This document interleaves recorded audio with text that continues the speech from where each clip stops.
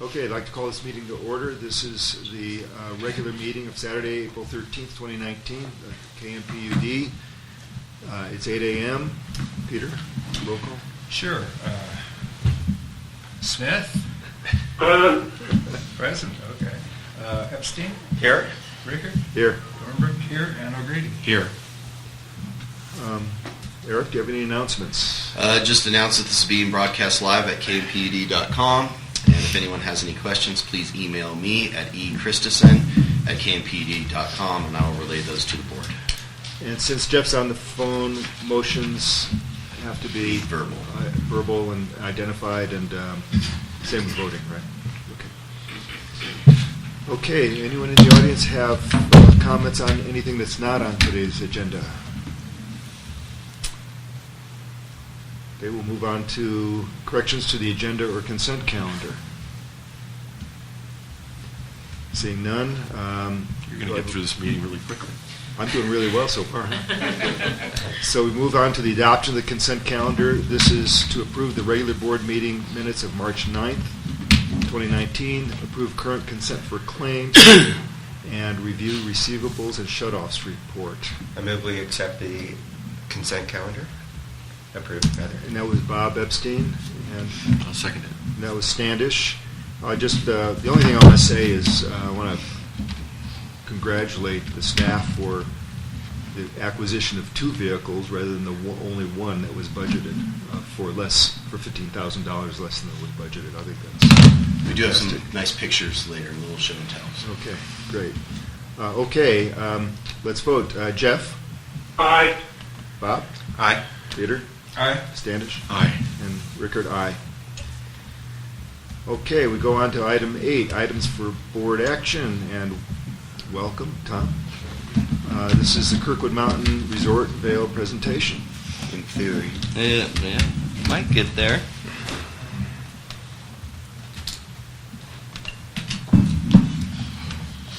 Yeah, not working.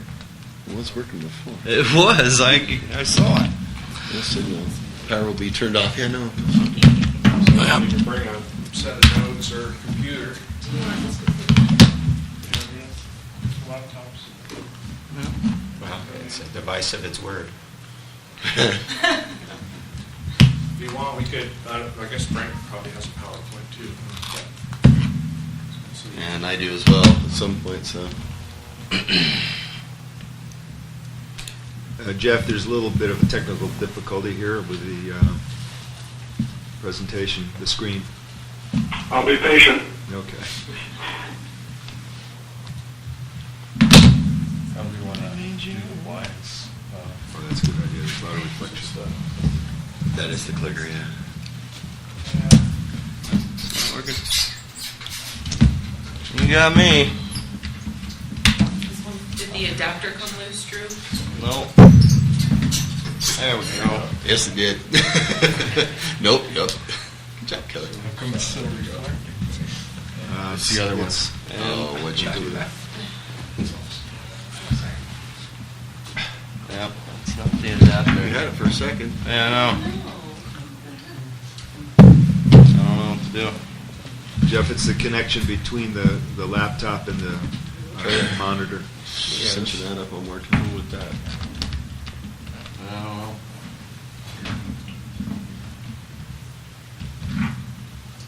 Yeah, we don't even need that at this point. You got me. Would it help to use another machine? The laptop. Here, you can try it into mine. I just don't have his presentation. I can email you. Just give me the flash. I can throw it online and see if I can get the adapter into it. It's not going to work.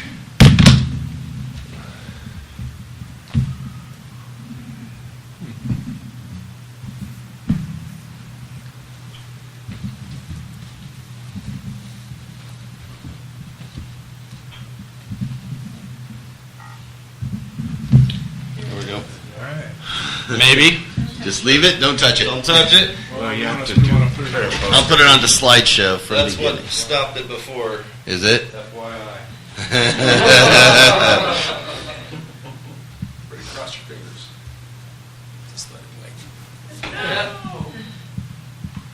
Oh, for some reason it's doing it on this.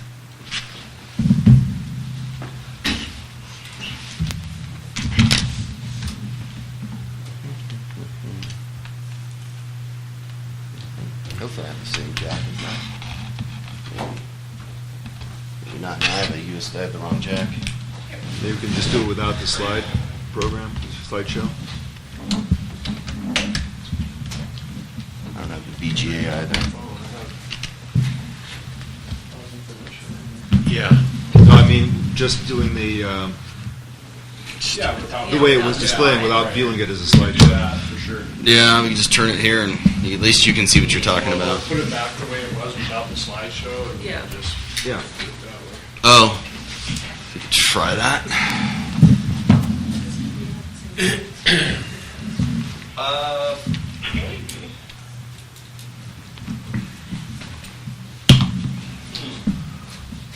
All right, give it a shot. We're gonna go this way. See if I can do it from. I don't know if you can do it remotely or not from that. It may have to be me. Yeah, it's probably gonna be me. Okay, well, thank you for having me today. My name is Tom Fortune. I'm the Vice President and General Manager of Kirkwood. Next one. Kirkwood is part of Vail Resorts, as you all know, and the company has been growing. When I joined the resort or the company 9 years ago, there were 5 resorts, and today there's been a fast growth curve. We have resorts in North America, and Australia, 3 resorts in Australia.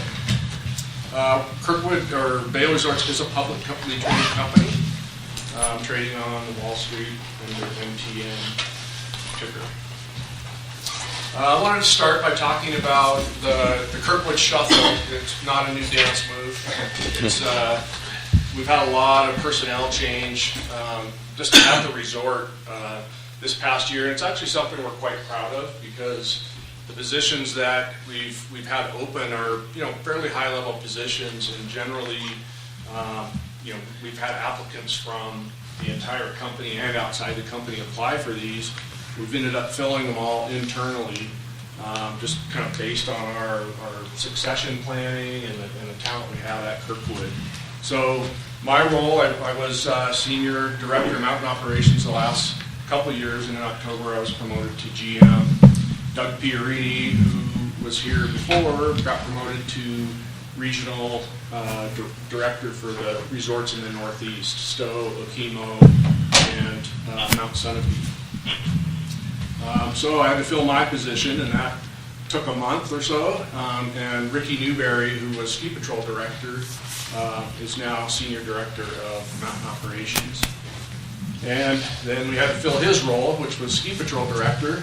So Adam Eichmeyer, who's been here for a long time and was the Assistant Patrol Director, is now the Patrol Director. And then we had to fill the Assistant Patrol Director. And Greg Cunningham, who's a resident here in the Valley, was our lead forecaster, and he is now the Assistant Ski Patrol Director. And these are all year-round roles. And then in marketing, we've had a change. Chris Eckert, who's been around here for quite a long time, is now our marketing manager for Kirkwood. So I just wanted to talk and start, kind of recap the season that we've had so far and talk a little bit about the summer coming up. If you can see the photos on the camera, this is what it looked like on our scheduled opening day in November. We were scheduled to open on the 21st, which is the Wednesday before Thanksgiving, and we literally had no snow on the ground. And we had a rough snowmaking kind of period, and we usually start November 1st, and we were able to make a little bit of snow, as you can see, but we did not have great temps. And so November 21st did not happen, but it actually started snowing on November 21st, and we were able to open. We got 30 inches of snow in 3 days. We were able to open Chair 5 and 6. Or on October 24th, we opened 11, 1, and Chair 5 on the 30 inches of snow. And then the next day, we were able to open Chair 6. Kept snowing.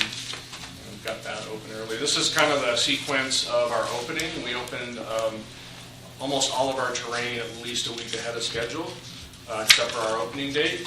So scheduled opening November 21st, didn't happen. We did open on November 24th. Chair 6 opened on November 25th. That's normally a December 1st opening. And then we're just ahead of schedule from there on out. With another 22 inches of snow that week, we're able to open the Timber Creek base area and lift. And then November 1st, Chair 10 opened a week early. And then it's kept snowing, and we opened the backside on December 8th. All the terrain and lifts back there. Go ahead. And so, kind of the highlight of the opening period and Christmas was Kirkwood was the only resort in California to be 100% open for almost a month. It was around January 1st that the other resorts kind of slowly came online with 100% opening. And in December, the temperatures dropped. We got lots of snow, 210 inches of snow through the end of January, which is about average. But the other resorts have snowmaking temps that help them kind of gradually expand their footprint. I wanted to highlight the isolation event we had in January. I'm sure all of you remember that. We had several isolation events, and by that we mean when both the pass and the spur are closed and everybody's stuck here. That's an isolation event in our mind. And the one in January was a little unique in that the blizzard was pretty intense, and the travelers on the highway, it was a holiday period, literally abandoned their vehicles in the middle of the road, as you all remember, I'm sure. And the people, they had nowhere to go, so we ended up opening a shelter in the Red Cliffs Lodge. And luckily we had prepared for this, and we have a stock of about 60 sleeping bags and a bunch of food and packaged bottles of water and things like that.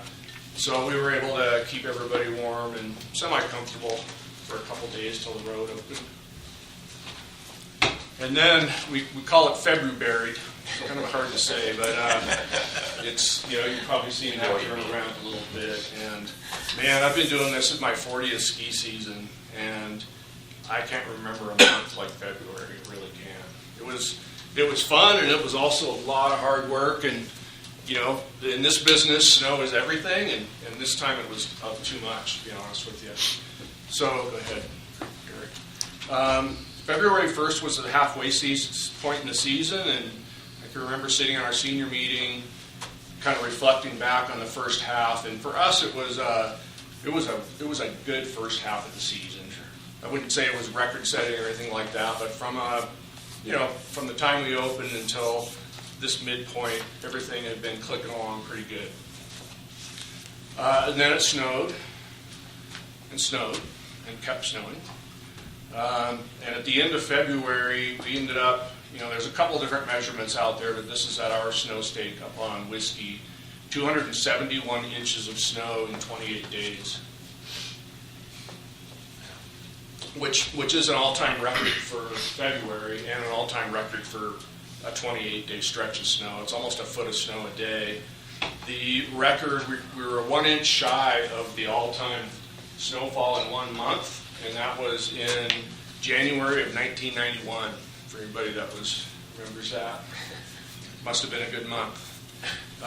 The other thing I wanted to mention is we had a lot of wind this winter as well, and that was reflected in our kind of delayed openings and mountain shutdowns. We have a new wind telemetry tower up on top of 6, and we moved it, and it's actually an official NOAA wind site now. You can actually look it up online. We had 169 mile an hour gust. I can't remember the date. I have it written down somewhere, but it was in January. And just for reference, a Category 5 hurricane is 150 miles an hour and above. So that's really windy. And then just some of the highlights for February. Significant Highway 80 closures, had a big impact on our business. Unprecedented wind and snow events. And then the staff impacts are something to highlight. We do have a program, it's surrounded around the isolation events, where we call it essential staff. And we've had this for 3 or 4 years since I got here, where we see these big storms coming. We book lodging, we have extra food stocked up, and we keep a core group of ski patrol, vehicle mechanics, lift operators, enough essential staff to open the resort or at least keep up with snowfall during these storm cycles. And we prepared for 7 of these isolation events, and we ended up having four times this year where we had multiple day closures of the pass, and we kept our staff here to keep up with the snowfall and all that. And one of the impacts of that was it made an imbalance of the workload, because a lot of employees were stuck off the hill, and they had all moved here to get hours, and they need their hours to pay their rent and all that. And so a large group of employees were stuck off the hill and couldn't work, and the ones that were up here worked their tails off. And it ended up, usually that happens, and it's only a few days, and then things move on and it all evens out. But this year, the month was impacted, and it really, at the end of it all, that imbalance kind of showed itself. And then just kind of snow safety is the other big thing. I'm sure you heard lots of mornings with explosives. We had early starts this season of 54. I doubt we'll have any more in the next 4 or 5 days, but it's not over yet. Nightman, I think everybody's familiar with these nights because Kirkwood doesn't have any roads to the top of the mountain. We keep ski patrol and lift maintenance at the top of Chair 6 and the top of Chair 10 so they can keep those top terminals dug out. Otherwise, there's no way to get there and do that work, which most resorts have. So we had 38 nightmen and women also stay up there. We had 105 gun missions, or 105 howitzer. We had 26 missions this year. And snow safety days and early starts were 54 days. We're 146 operating days, so a third of our days this season have been snow impacted, early start. Early start means everybody comes in at 6 instead of 8 to get the mountain ready. Another program we have this year that I'm extremely proud of is our safety motto is safety home, everybody, every day. And this mantra is, I was really happy with how the staff grasped onto it, and we have ended up, if I had some wood, I would knock on it, but Kirkwood has kind of set the bar for our company in safety. And, for me, it's the most important thing ever for both guests and staff. And to get through a winter like this with a really good safety record is awesome. Finish line, just some stats. So this will be a 145-day season through next Sunday. If you count up all the early openings, that's an extra 25 days of extended terrain. We had a 10-day season extension, and we had 22 days of kind of weather impacted, and that's full mountain or backside closures. We have, of course, other days where there were delays, but those are kind of our full-on impacted days. And make the mountain proud, that's our other thing we like to say around here. Kirkwood has finished among the top in our company in our customer service surveys, which I'm sure a lot of you have taken. Employee safety, again, was a real highlight for our season. Staffing levels, for the first time in my time, at Vail Resorts and in Tahoe, going back to Heavenly, we were essentially fully staffed this year, and we haven't been up until now. We're at 99% staffed up until the last couple of weeks. And normally, just as a comparison, last year we were probably at 74% staffed. So real highlight, it makes a difference in our operation. The Whiskey Pig weather station is, if you've seen it off on the Whiskey Run, it's a cell tower or a solar-powered weather station that we got online in the fall and has been a real highlight. And the NOAA wind anemometer at the top of 6, we're now an official NOAA weather site, which is kind of a big milestone. We have a peak parking plan that we implemented this year, and that was aimed at, managing as best we can those full peak parking days. We didn't have a lot of turnaway days this year. We only had 3. But we had a much better plan to deal with it than we did the prior year. High angle grooming is another thing that we've focused on. And if you're skiing out there and you've seen some of the grooming we've done off Chair 10, we groomed up to the top of Thimble Peak last week, which has never been done before. And we got a brand new witch cat in February, which was really cool. We've gotten 3 new cats in the last 2 years. And our Kirkwood continues to kind of set the bar in our lift up time at this resort. It wasn't all good. We definitely have some lessons that we want to focus on in the future. Snow removal and snow storage, that's just a result of the 584 inches and getting the almost 300 inches in February. Presented a bunch of challenge from equipment and snow piles that you've seen out there and everything else. The shuttle program, as my mind, was not a home run. We got some work to do there. The road closures, in February the spur was closed more than it was open in that month. So definitely had a big impact on us. And then I think the continued village amenities, food and beverage, après, all that is not where we want to see it. We have work to do there. And then equipment facilities remain kind of our high priority on capital. Summer is actually really exciting for us. I would say I'm not proud of the summer operation we've had up here until now, so we're going to reimagine what summer looks like up here. It's a big opportunity in my mind, and we're going to kind of reinvent what that looks like moving forward, and kind of make it align more with our winter brand, which is kind of the adventure family. And along with that, we see continued biking and hiking and disc golf and horseback riding and some of those activities, but also working with the community here, PUD, KCA, to add an event or two in the summer that really bring people here. It's a prime location for that kind of thing. And then just the schedule, we will have a kind of like a meeting we've had the last couple of years on the 4th of July weekend. I don't know if the 29th is the exact date. It's kind of when all the HOA meetings happen up here in the valley. So we'll have that, a community update that we invite people to. The general store will open 365 days. Kirkwood Inn is going to be open 7 days a week. We are doing a closure after next Sunday till June 7th, and then it's going to open 7 days a week through October at some point. I don't know the exact date we'll close. It depends on business and kind of when the leaves quit turning yellow and people quit coming on the road. But it will be open all summer, 7 days a week into the fall. Hiking and biking will continue. There's a lot of snow.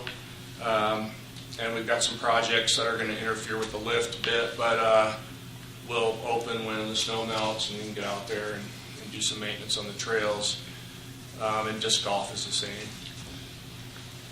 Projects, you probably can't read this. This is, there's nothing big like a new chairlift this summer, but we are getting a new bull wheel bearing on Chair 10. That actually starting on Monday. And that has to be done over the snow because there's no way to haul that equipment up there and get that done. We're working on a high voltage power line replacement that will go from the base area, bottom of Chair 1 area, to the bottom of Chair 4 up and over. And that's a year or two out from actually installing, but we're in the permitting and planning phase.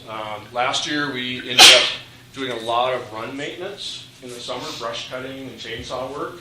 And that is the sole reason that we were 100% open in late November, is that run work. It pays for itself. So we're going to continue that. We've got some project at the bottom of Chair 1 to kind of clean up and stabilize Kirkwood Creek. Site 3, snow storage. We're in the permitting process to cover that and make that a permanent snow storage site rather than that ugly cover that's on there that we put on every fall. The Kirkwood Creek Bridge, put a new bridge in, and then we're partnering with KSEF to put a new race shack in at the bottom of Short Spoke where the racing takes place. So hopefully that will go in. And then upgrades to the wall bar and cornice, and then continuing to work towards some trail work at Timber Creek. And that's it. Thank you. Are you taking a couple of questions? Yeah, I can. Yeah, I can. Just I keep think- in mind that I can't talk about our business or our numbers. Okay, so can we talk about Loop Road? Mm-hmm. It's a mess again, and I didn't see that on your list. What are your thoughts on Yeah, maintaining I didn't it put road properly? work on, and we have not even begun to assess. We'll have a budget for road work, and we'll have to go around and make the priorities, but I would What? agree that. And it's a safety concern in terms of getting the fire truck. Yeah, I didn't put it on there just only because I don't know what the plan is yet. But we will have some budget for road work. Okay. Other questions from the board or audience? Comments? Well, I also want to say, I thought your team did a terrific job this year. It was so much fun to ski here, and like all the lift operators knew what they're doing. It was really excellent. It helps to be staffed. My only plug is cross country, please. Yeah. That was Yeah, I not so should good. mention that. I mean, cross country, we had mechanical issues with our cat, and it's not. There's no lack of like not wanting to do private cross country skier. And I went out and skied the whole trail last week actually, and we got a demo cat we actually kept for 3 weeks, which we're only supposed to have for a few days. But that cat, if you've been out the last couple of weeks, hopefully you saw a difference. But we're hoping to get that machine here next year. In either case, we're going to get the resources we need to get a reliable cat across country. So it'll be better next year, I promise you. That'd be great. You talk about changing Mount Echo. You know what I mean? Well, how are you going to approach that? Is it going to be buried with dirt or? Well, it's in the permitting process now. We started it a year ago, and it's a culvert that goes partway down, backfilled, and Okay. Just curious. yeah. No, it's going to be great to have that. What we have there now is not a good situation. Right. Anything else? Yeah, and feel free to reach out anytime. Two quick questions. The first one is, you say Kirkwood Creek Bridge, which location? Oh, it's over by Red Cliffs. By the Red Cliff. Yeah. So the second question is on the parking issue. I mean, clearly, this is what limits your capacity on big days, and so you have a plan on expanding on that. Can you describe a bit more? We're working on a parking plan for the whole valley, but it's in the early stages of, identifying where future parking would be and all of that kind of stuff. It's not in any kind of shape to put out publicly yet, but it's high on the radar. Yeah, so from KMA, and we are definitely like to discuss the Kirkwood Middle Drive parking issue, knowing it's probably difficult when you actually park car perpendicular on KMA traffic. We should look at that offline with Yes. Brian. Okay, let's move on. Thank you. Thanks Thank you. very much. Great. And now we'll go on to item 8B, Kirkwood Valley Development Presentation. Welcome, Frank. Thank you, gentlemen. Folks, we're just getting set up here in a moment. Driver's USB check. 50-50 chance of getting it wrong every time.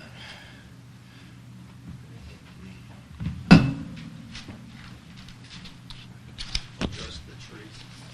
Thanks, Ron. Didn't make it double side. Thanks very much. Do you have to restart the tower? Of course I do.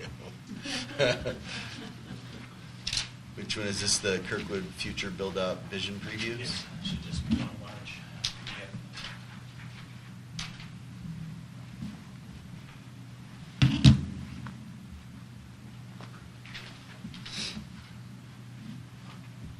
That video setup's like T4, right? I think Fleet Tracker provides the video hookup. Mm-hmm.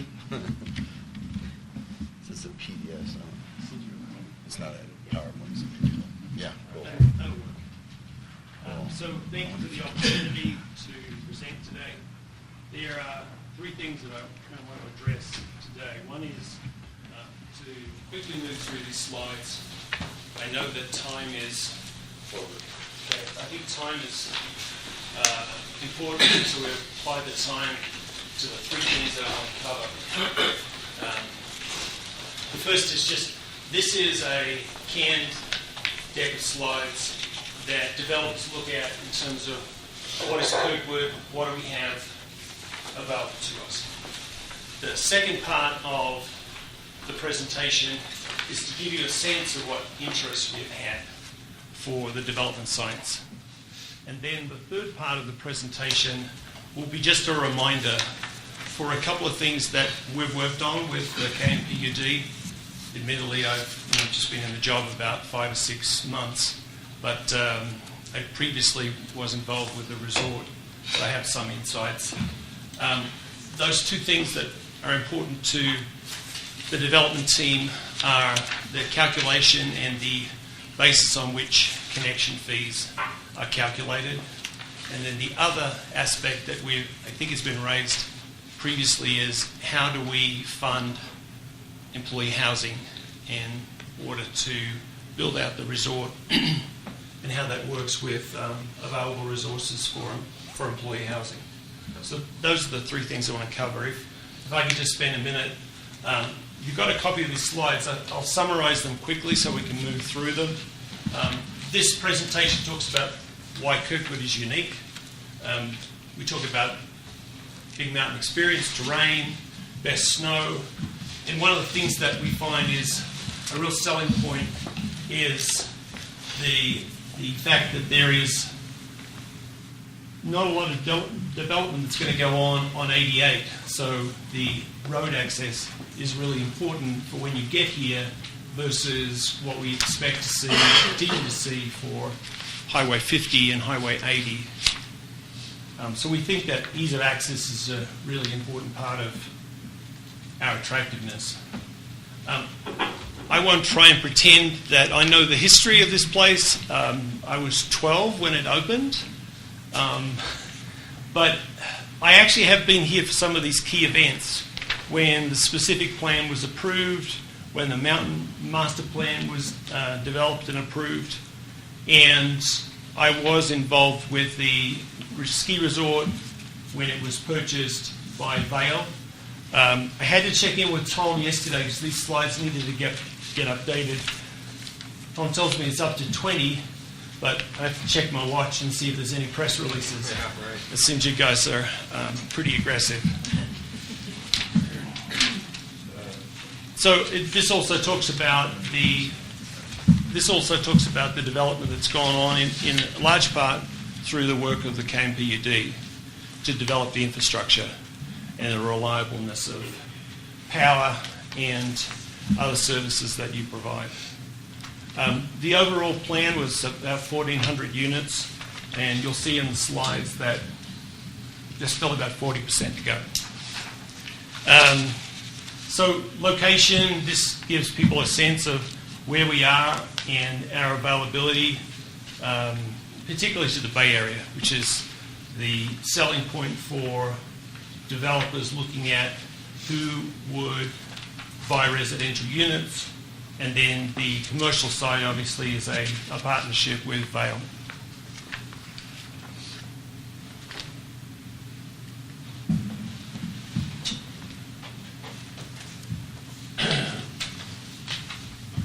So the main point of this slide is to talk about the fact that we still have a large amount of development still to go. And what I'll do is take you through each of the villages that are up for sale. I think since I left and came back here, I noticed some for sale signs. So there's a for sale sign over here at the stables, and I was like, oh, it's prosaic. I knew that they're available, but it gives people a sense that there is quite a lot more that can be developed at Kirkwood. This is a quick map. I'll take you through the individuals, but these are the locations of villages and residential developments that are available. So the first one is the Kirkwood Station, and there is, as part of this presentation, there is a visualization trying to get that to a point where people can understand what does it look like right now. So when you look at the Kirkwood Station, you'll see some broken down stables, and if you look hard, you might see the old motel. And so these slides are trying to get a sense of what it would look like after development has been achieved. And so if you look, this is the monument sign for Kirkwood. This is Highway 88, and this is looking back towards the resort.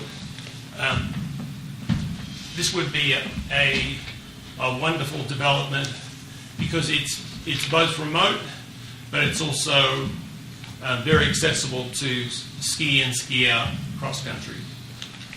The Expedition Lodge, the main village, that continues to be an opportunity. With several of the developments that have happened at Kirkwood, this has been a boom and bust in much the same way as California has seen a boom and bust. But this is an integral part of building out the plaza. And this is a schematic of that.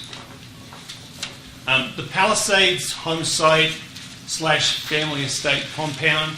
So if you were to drive up Kirkwood, Meadows Drive, and go up the Palisades, and when the road arcs there before it drops down, there's an access, and this is the development that is yet to be moved forward. The actual Palisades lots are developed and available for sale, and this is an additional site further up the hill. This gives you a sense of what it would look like fully developed. The East Village, for those that don't know what that means, it's primarily Red Cliffs. So the site that the Red Cliffs Lodge is on, all the land around it, the space behind, this is all part of East Village. And this is, again, part of the ski in, ski out development opportunities that this valley is rich in. And this is another schematic. This talks, if you look, that bridge is not actually the bridge that Tom was talking about.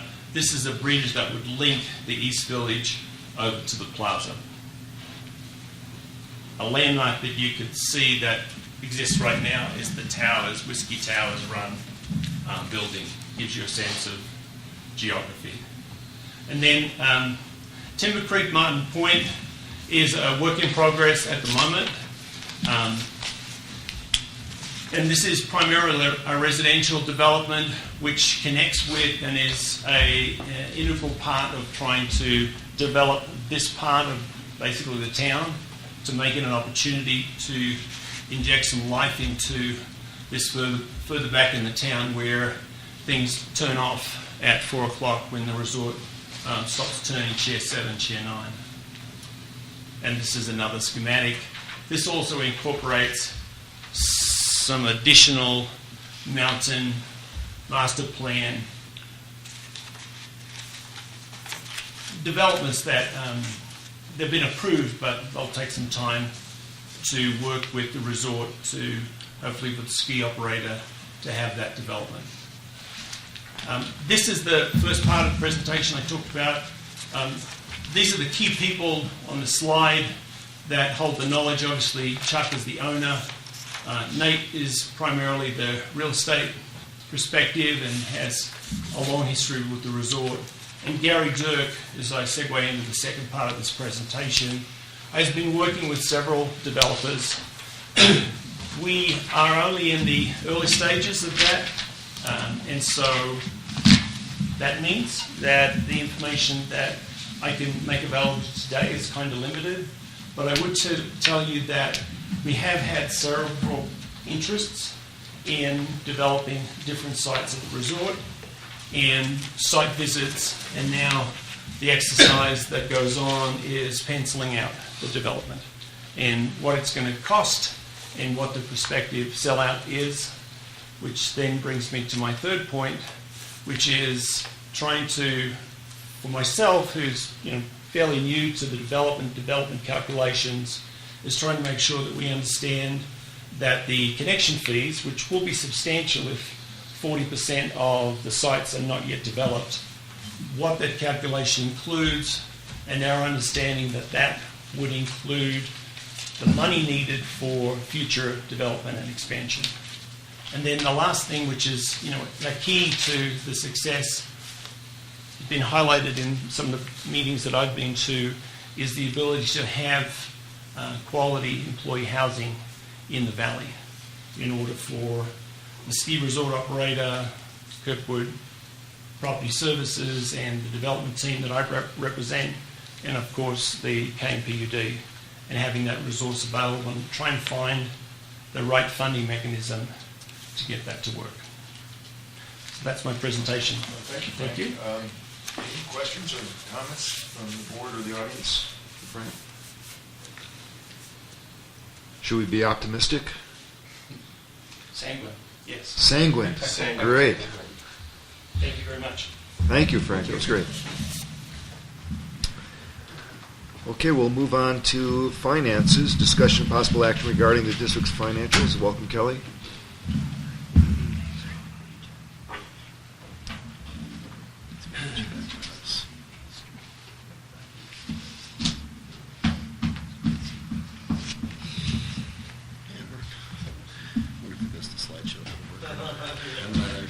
I'm not going to try.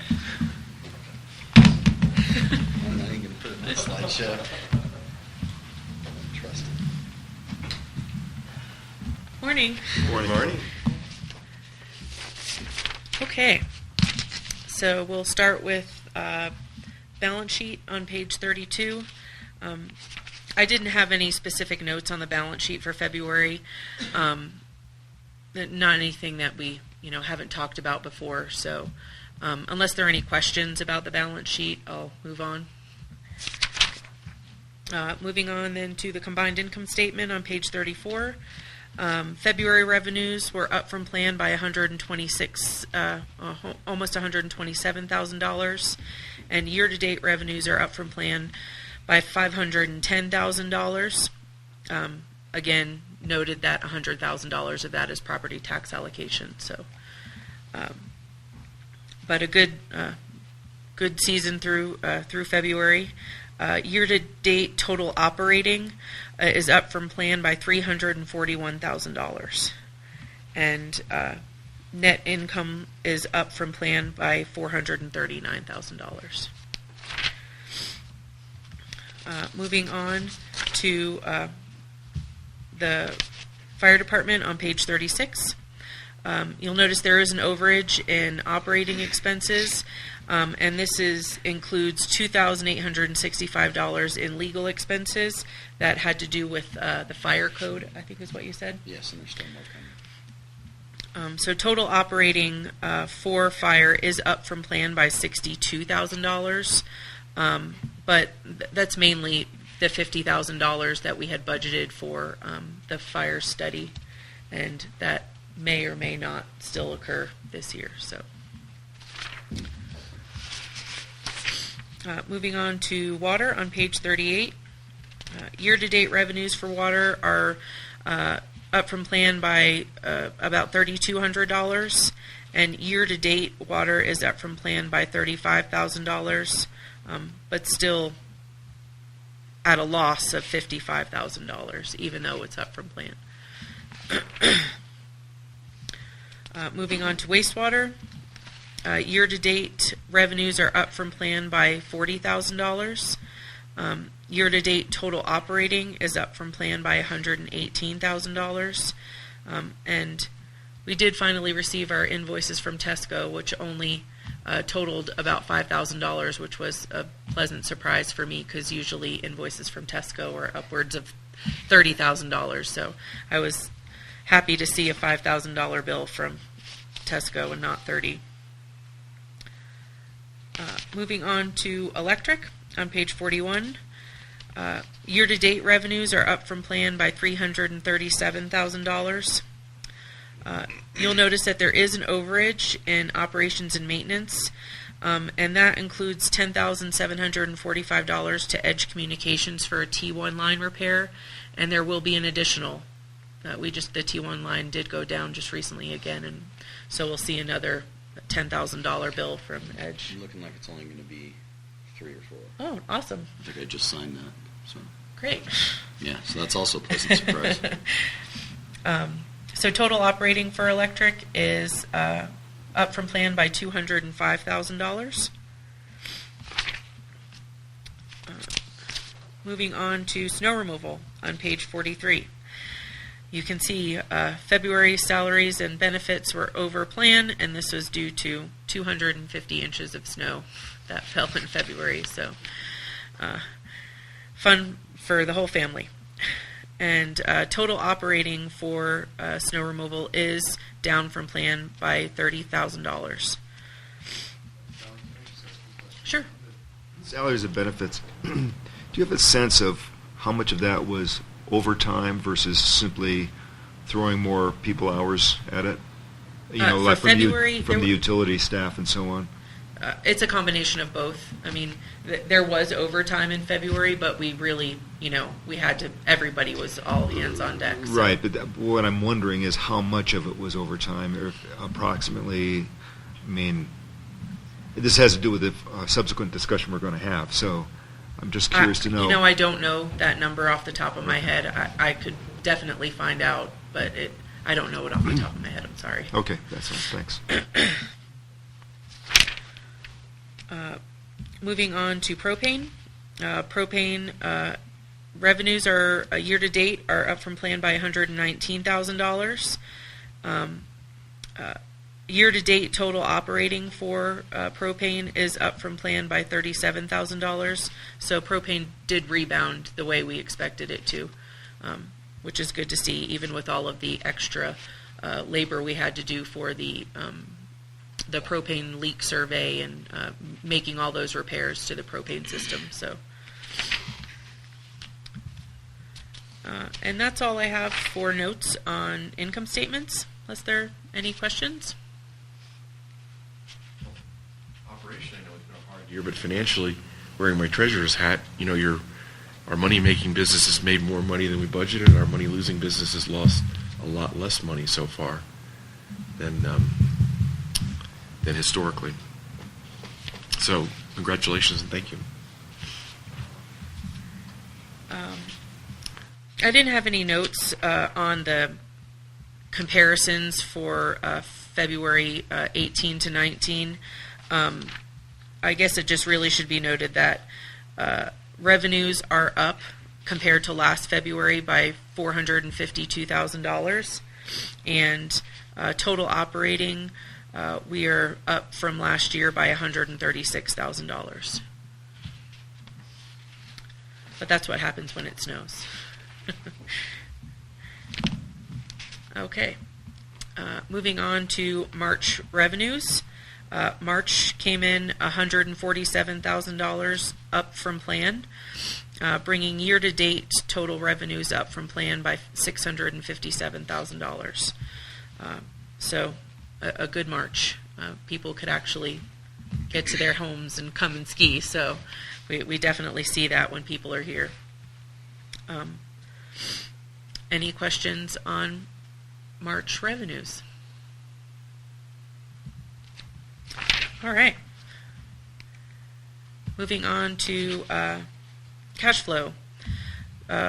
Total operating cash for March ended at $2.9 million. And you'll notice that I put back, we had originally thought that the cushion of credit account was going to need to be closed.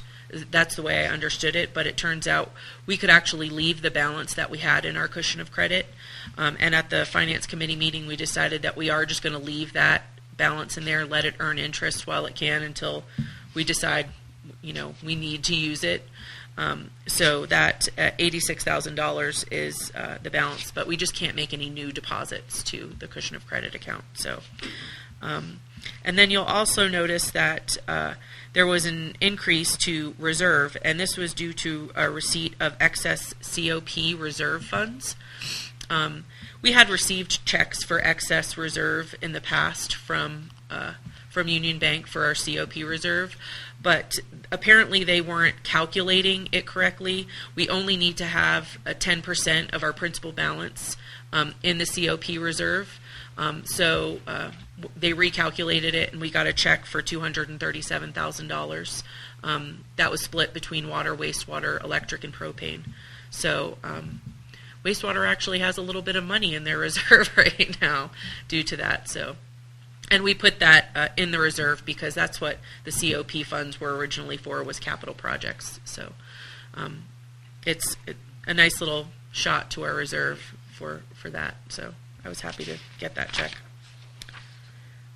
And our low point is still showing December of 2020, but and it was mentioned in the finance committee meeting as well that does include us, rebuilding our reserve. So we don't have to put as much in our reserve if we want to keep our operating cash.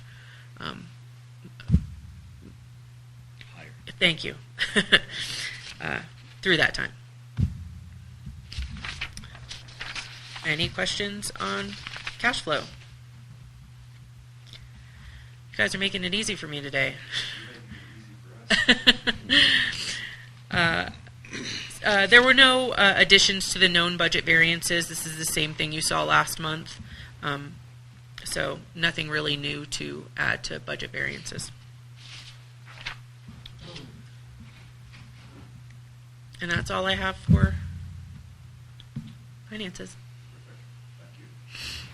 But stay there, because... Yeah, I will stay here. Any other comments on the finances from anybody? No? Okay, let's move on to item D, which is the 2019-20 draft budget and assumptions. So, I'm not going to go through each of these one by one. Yeah, Kelly, can I just I just would, the staff want to let us know what you need from us at this point on what is that we should be focusing on in this discussion. Yeah, I think the biggest thing is happened at finance is finding that that third set of eyes, finding any anomalies, any mistakes, anything glaringly obvious, or if there's any questions, just ask. This has gone through finance twice now, and will continue to go through finance as well as the board. But we're right on track to. Yeah, I think at this point, as a member of the finance committee, I haven't paid so much attention to the numbers yet because I know there are some things that still need to be fleshed out.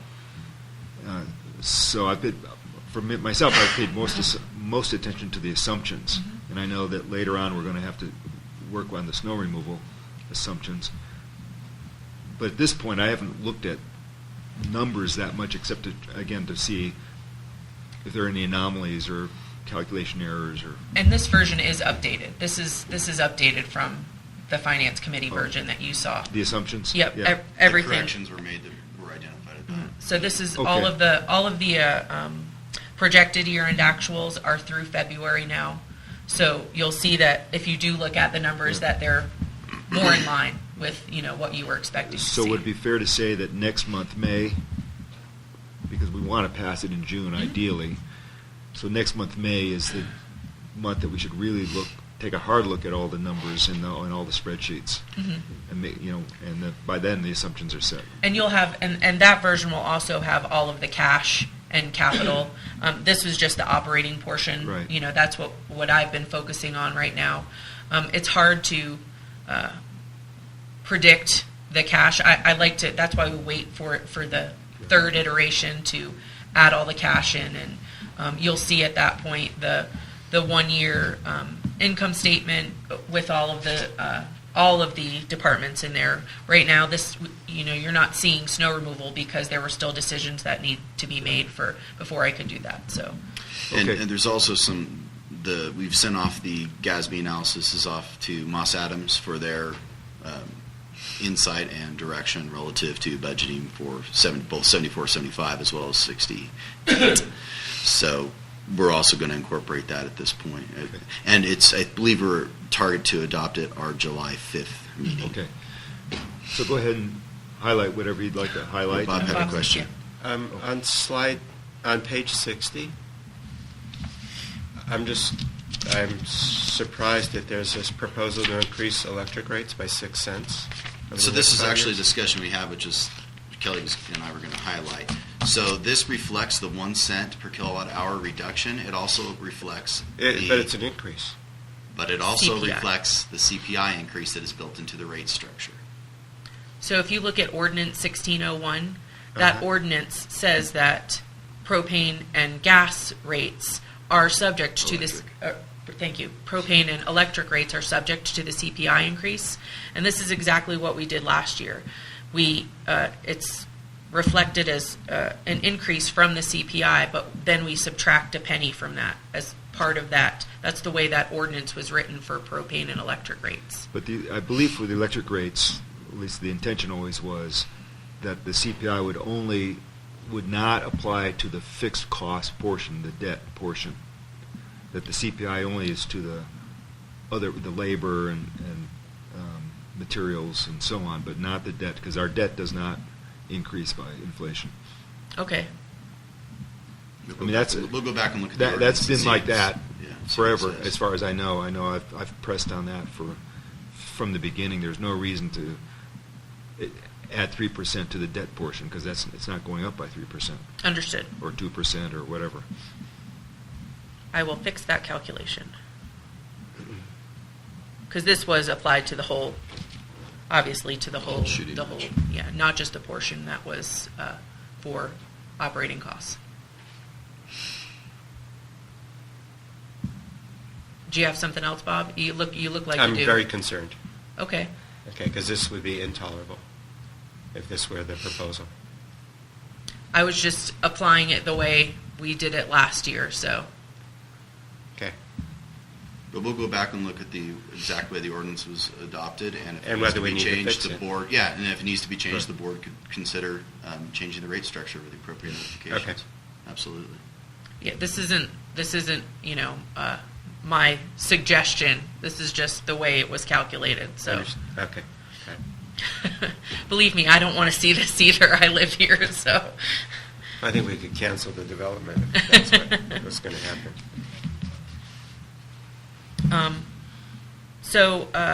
Just to go over the highlights that came out of the Finance Committee meeting, we did change the CPI assumption from what was 2% to 3.5%. We looked at the CPI increase from last year, and we looked at what the CPI increase has been through February, and it looks like it's going to be about 3.5%. For the San Francisco area, and that's what it has been historically, is somewhere between 3 and 3.5%. So that's why we all of the numbers that are in here are based on that 3.5% CPI increase.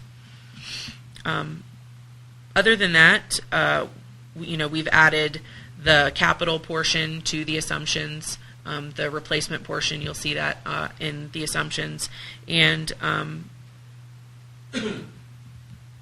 That's really the biggest changes, and updating the projected year-end actuals. So I have one other question in terms of budgeting for April. It obviously makes a huge difference if the resort closes the first weekend or does like it does this year. So what's our budget assumption for next year? For April, Yeah. well, it's in in units sold. You can see I use the average plus 1%. So that's where we get the units sold from, is just the average. So with Okay. the resort closing the last couple of years, that's worked into the average of what, for that month. And you can see it break. I did include the units sold in the I'm packet. looking at that now. Yep. And so if you think that we should subtract more from April, No, I was just wondering what we did. Yeah. That's all. Okay. Okay. Board, any comments or questions you want to bring up at this point? I think the key thing is to start reviewing things in a little bit more detail now that we think the assumptions are set except for snow removal. Hopefully those will be set after this meeting. And start catching things like what Bob just caught and any other things that just don't make sense. Let Kelly and Eric know. So hopefully we can have a real review of the numbers in May. Yeah, and I would encourage, not only the board, but the public, if they have any questions, there's no reason to wait for a finance meeting or a board meeting. Send an email to Kelly and myself, and we'll dig the into earlier I it. get the information, The better each product is, Okay. each iteration. So, Yeah, we'll definitely. And I'll make sure and get you a copy of that resolution too, Bob, so we can look at the ordinance, so we can both, another set of eyes on it. And one other thing that we talked about in Finance Committee, which is what's realistic in the capital. I mean, actually, what's realistically going to be spent are probably just the priority one items. That would Maybe be some- my recommendation at this point, with snow removal being the only caveat, because there's a lot of priority ones and a lot of dollars, and so we'll need to talk about that as we get to it. Yeah. But that would be my suggestion. I think staff's suggestion at this point is only the priority ones. Okay, so it would be useful if someplace there's a summation of what the priority ones are by department. Yes, and we will do that like we did last year. Yeah. They're not all quite set yet, so we've changed them in operations a couple of times. So, Okay. and our mechanic, and I want to say about our mechanic has really been hands-on relative to capital expenditures and his plans for next year, and has been very helpful in explaining what hasn't been done, what's been deferred, what really needs to be done, and really identifying crisis versus, no, this can wait a year or two. So as I get continued information from him, and I'm actually getting really good quote numbers from him, those are being incorporated as we go, but I think we're about done. I think yesterday was the last piece I needed from him. So, Well, good. And as Standish mentioned in the Finance Committee, I think things are coming together very nicely at this stage of the game. It helps Thank you. when you have worked on the spreadsheet that I have for the last couple of years. If any of you ever want to see that. I've seen it. I don't need to see it. Yeah. Okay. Oh, did you touch it? You did. I didn't touch it. That was the problem. Any comments or questions from the audience at this point on the budget? Seeing none, we will move on then to item E, performance reporting and aquifer levels. Thank you, Kelly. That's great. Thank you very much.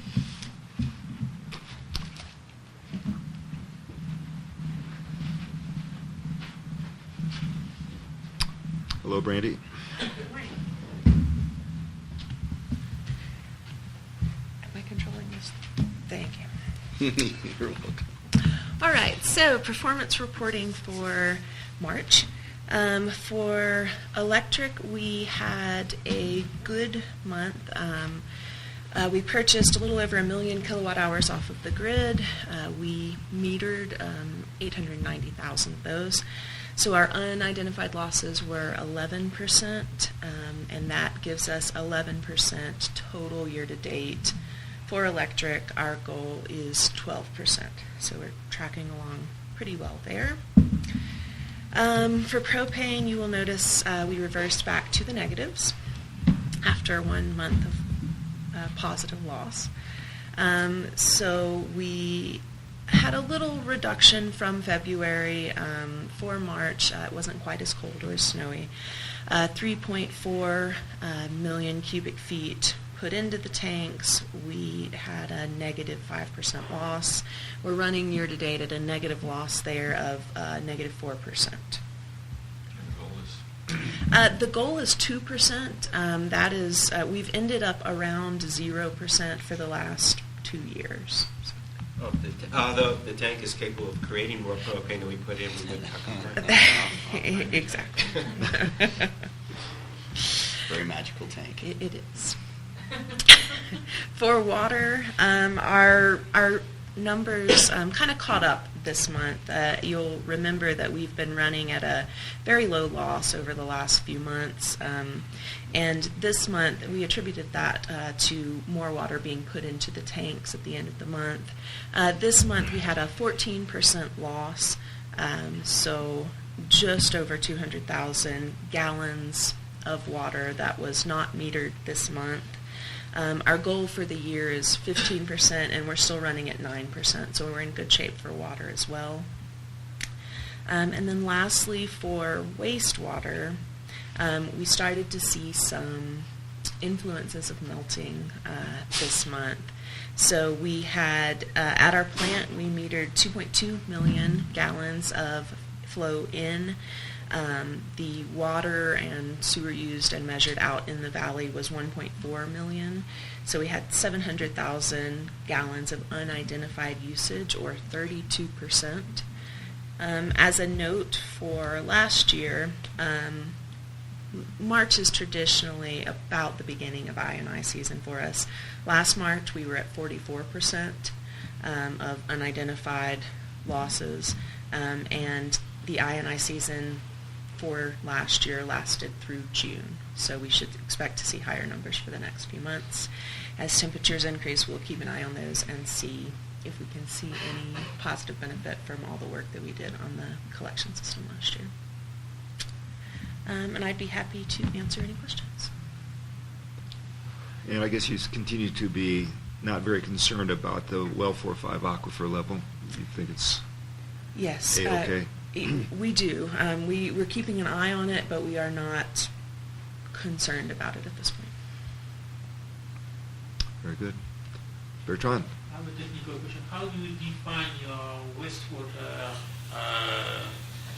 loss? So basically, is it the water that you are not receiving based on the water consumption, or is it the excess water that you receive compared to the consumption? So we measure the flow coming into the plant as our production or treated number for wastewater, and then for our metered number for wastewater, that's the total of all the water meter usage in the valley.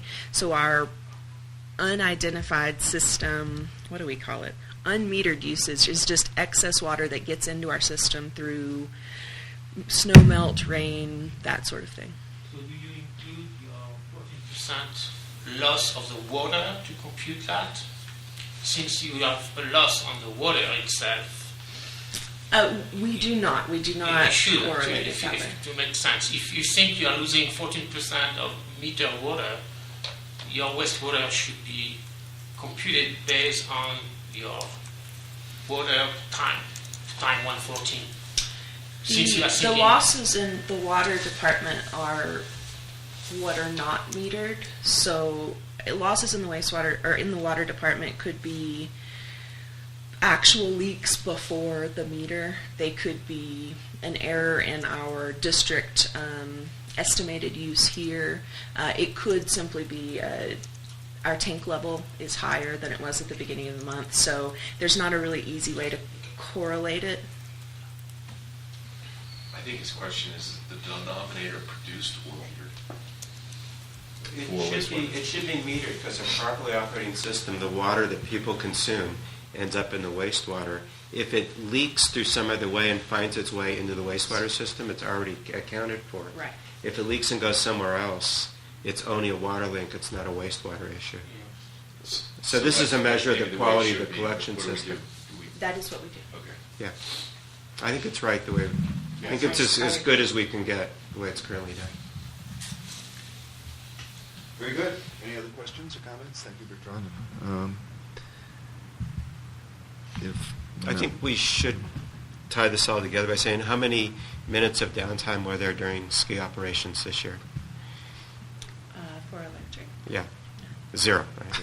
So this is the only community that has 100% redundancy for electricity. It's the only ski resort that I know of that does that. So I think that might fit into the coverage and promotion. but it's not cheap. What? But it's not cheap. It's not cheap. Pay for reliability. Well, it wasn't you're also cheap. not It wasn't looking at cheap when it Central wasn't Valley. redundant either. It's not cheap. Okay, thank you, Thank you. Randy. Let's move on to item F, Kirkwood Playground. Sure. So, and I'm glad Tom stayed. I had talked about this previously with Doug, and I think Tom may peripherally know about this issue, but it had been brought up. But there's quite a bit of background in the staff report, so I won't regurgitate that here, except for to say the district currently has no agreement with Vail to operate the playground on their property, and our playground equipment has never been certified nor inspected, and so we are currently budgeting next year to erect it and have it inspected by a certified professional playground inspector, which is a thing, and an actual job. And we also need to work with Vail to get a temporary agreement, assuming Vail's amenable to let us be there one more year or so. Really, this is more of a background that came out of operations. There was some concern at this point, the only action for the board is just to make you aware of the situation, and our action plan is negotiate with Vail to get an agreement. I assume we'll use the same vendor agreement, similar to what we did before, for 1 year, and get it inspected, and then decide what the deficiencies are and if the playground can continue in its current form. And that would be next. This would be this summer. We'll start getting answers. Right, but we'll make a decision about that sometime. Post-report. So my plan is, assuming we get the report in July, that assumes snow melt and all those things, we are able to erect it. We would bring it back to the August board meeting with the report, what the repairs that need to be done, the ADA compliance, the playground compliance, if the playground's even certifiable at this point, or if it's so far out of whack that we can't install it and be in compliance with California state law. That would be what the report says. And then right now I've put in $10,000 in the budget for ADA and playground repairs for next capital year. So if you look at the capital budget, you will see those two numbers reflected in there. Yeah, I'm just trying to picture what might not be in compliance. I mean, it's just hard to picture what that might be. I mean, some of the ADA stuff I can imagine. I can tell you the entire ground is out of compliance. We need an inch of sand for every foot of height of the highest point. So I know we don't have that. We definitely don't have ADA compliance. The bolt patterns on there probably don't comply with the current rules, etc. Wow. What? The bolt patterns and the protrusions. Wow. You know. Okay. And that's just at my layperson first blush. The ADA I can do as a PE, but the rest of it is just my first blush. That's why we're hiring a professional, certified playground inspector. Okay.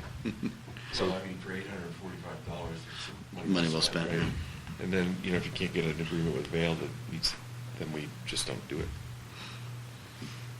Okay. Thank you. Thanks for that information. Any other questions on that?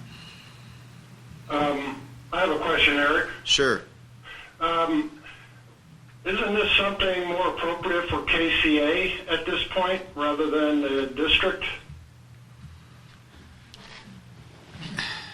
I mean, KCA has indicated a willingness to take this on, but I believe it's for the benefit of the community for us to get the equipment inspected, and if we ultimately decide to turn it over to KCA or to Vail, that would be another decision to make. But I think turning over a product we don't know if it's legal or not is probably, we owe the community that much, and then we'll go from there. Burn those bridges when we get there.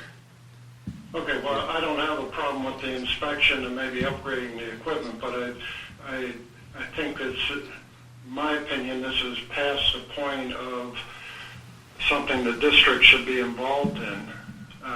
But we can discuss that once we have those reports. Frank. So, from my understanding, the genesis of this was a grant proposal that made the equipment available.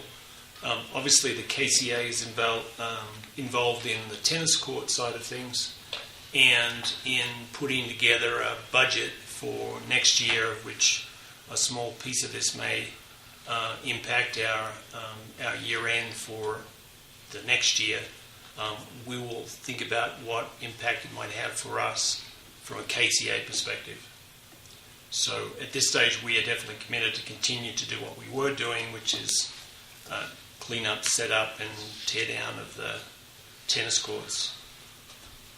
And we'll look to see how we can continue to be involved in something which I think continues to need to be available with the very limited recreational facilities of this type around the area.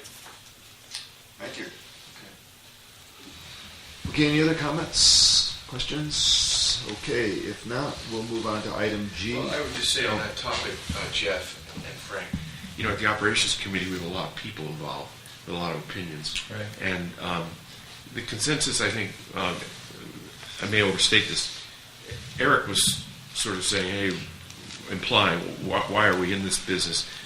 The input from the community is that this is a nice thing to have. And whether it's with the PUD or the KCA, and Carolyn Scott in particular, who may be on the KCA board, was sort of saying, hey, if you want me to take it to the KCA, I will. So I think you would agree that the community input was this is nice to have. Definitely. We just don't know where it should be. Right. And, you know, if Vail owns the property, maybe you want to do it. I don't. Yeah, I don't see an agreement being an issue at all, and, you know, where it lives in the future, you know, we can figure that out, but I do think it's an important thing, and between the three entities, we should be able to figure out how to get it corrected and installed every year, and maybe potentially there could be another grant in the future to upgrade it as well. Yeah, we were talking Epic Promise. I think you and I had kicked that around a bit. And just to be clear, my whole intent behind this was not that we shouldn't be in the business of this. My intent was there's a huge liability to the district that no one's bothered to look at ever. And so I wanted to make sure that we're doing everything right. And if somebody falls and gets hurt, our liability is reduced because we did everything correctly. Does our insurance cover this? I read. Yes. We are covered by. We are covered. Okay. Yes, that was directly from Aqua JPIA and SDRMA, that little brochure in there to say, yes, you're covered, but this is also your highest risk. Yes. Well, swimming pools was the only thing I think that was worse. So we don't want to take on a swimming pool. That was not a suggestion. So. Okay, thank you. Item G, snow removal action plan. This is quite a number of things to consider here. So, Eric, why don't you kick it off? Yeah, there's a lot to consider here, and hopefully everybody's read through the information. I would suggest, unless there's any questions on the overall what we did, and I want to thank Standish for a lot of help on this and giving me a lot of input relative to what I'd put together and a lot of good suggestions which have made it in here, that we just start going through the questions and that we just start answering the policy questions, and I'll do the implementation. So we'll just go in order, I guess. If that's okay with everyone, that'd be my suggestion for simplicity. Okay, so why don't we start with, does everybody in the audience have this list? I mean, Bertrand and... It was in the packet. Everybody has it. Okay. It gets the packet, which I think is everyone in this room. Okay. 115. Yeah, starting on 115, Peter. Yes, sir. Summary. Okay, so here are the questions to resolve. We'll start with the first one, which is, should we add a referral incentive, and if so, at what amount? This would be if a KMPUD staff member successfully refers someone, like a snow removal person, to the district, and that becomes a successful hire, then that the person who referred the person would get some sort of a bonus or an incentive. Right. So this was a policy that did exist in the past. I don't know the dollar amount. I think, Rick, it was $100. So it did exist in the past. I don't know when it went away. Okay, so the pattern we're going to follow here is any comments from Eric, then any questions from the board, then I'll ask the audience, and then we'll bring it back to the board. That sounds good. Okay, so questions from the board on this one, or don't comment, don't give us your conclusion. I yet, would just just go with questions. the staff recommendation if you think it's valuable.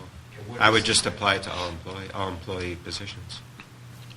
I think it's a good way. I think people are going to know who's going to be able to survive a Kirkwood winter inherently amongst their friends, and I think it's a good idea to bring it back.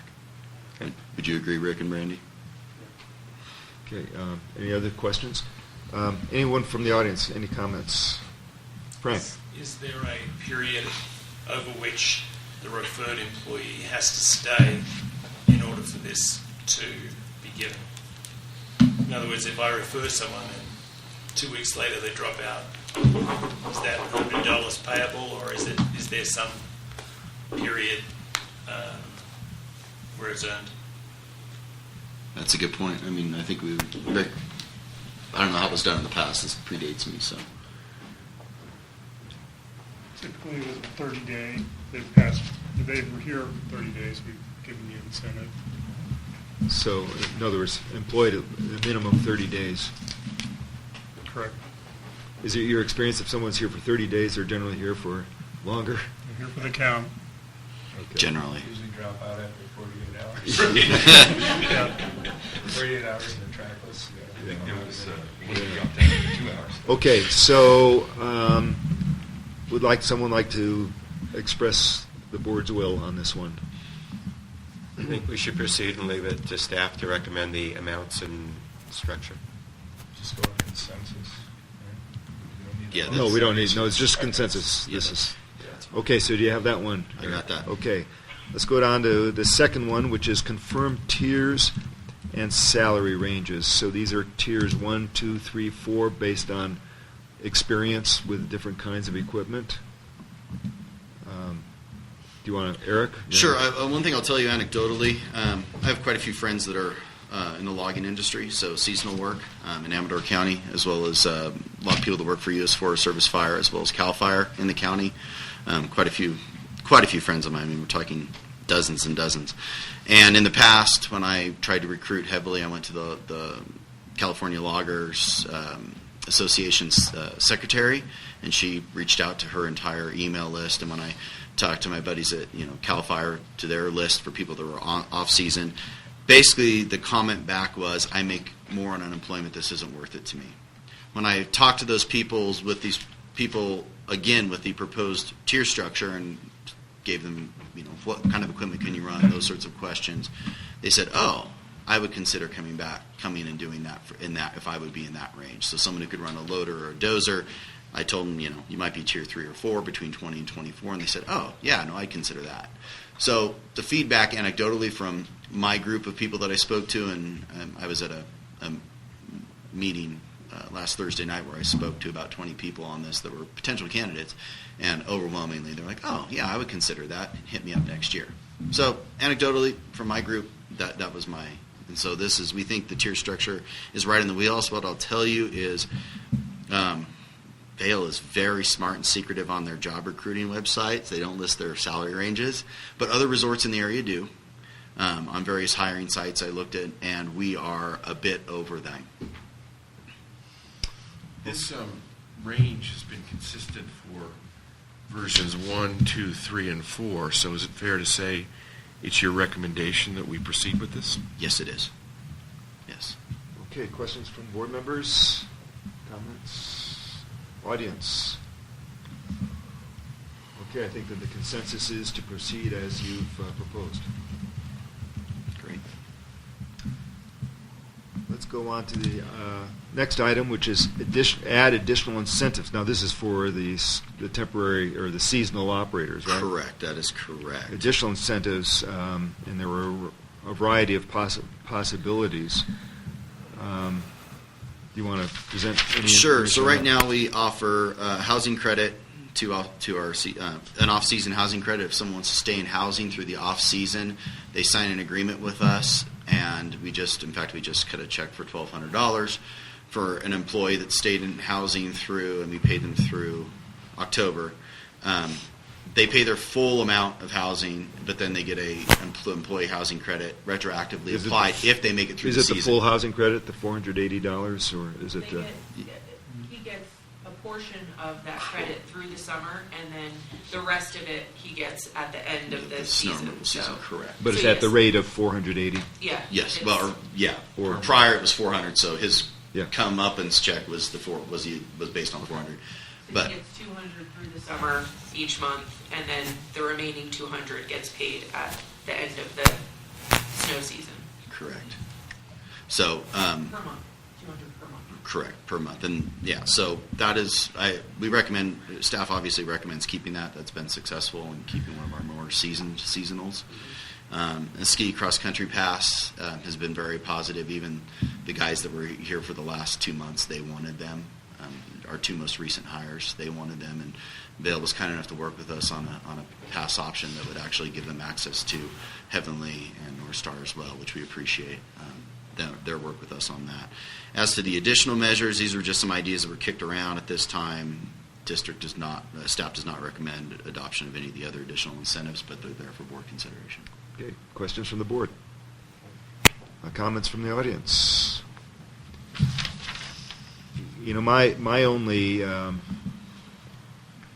thought at all was in particular for the full-time seasonal, if that's the arrangement we go with, is that if they are deemed to be a good employee, that they would be first in line to get get work for the next season.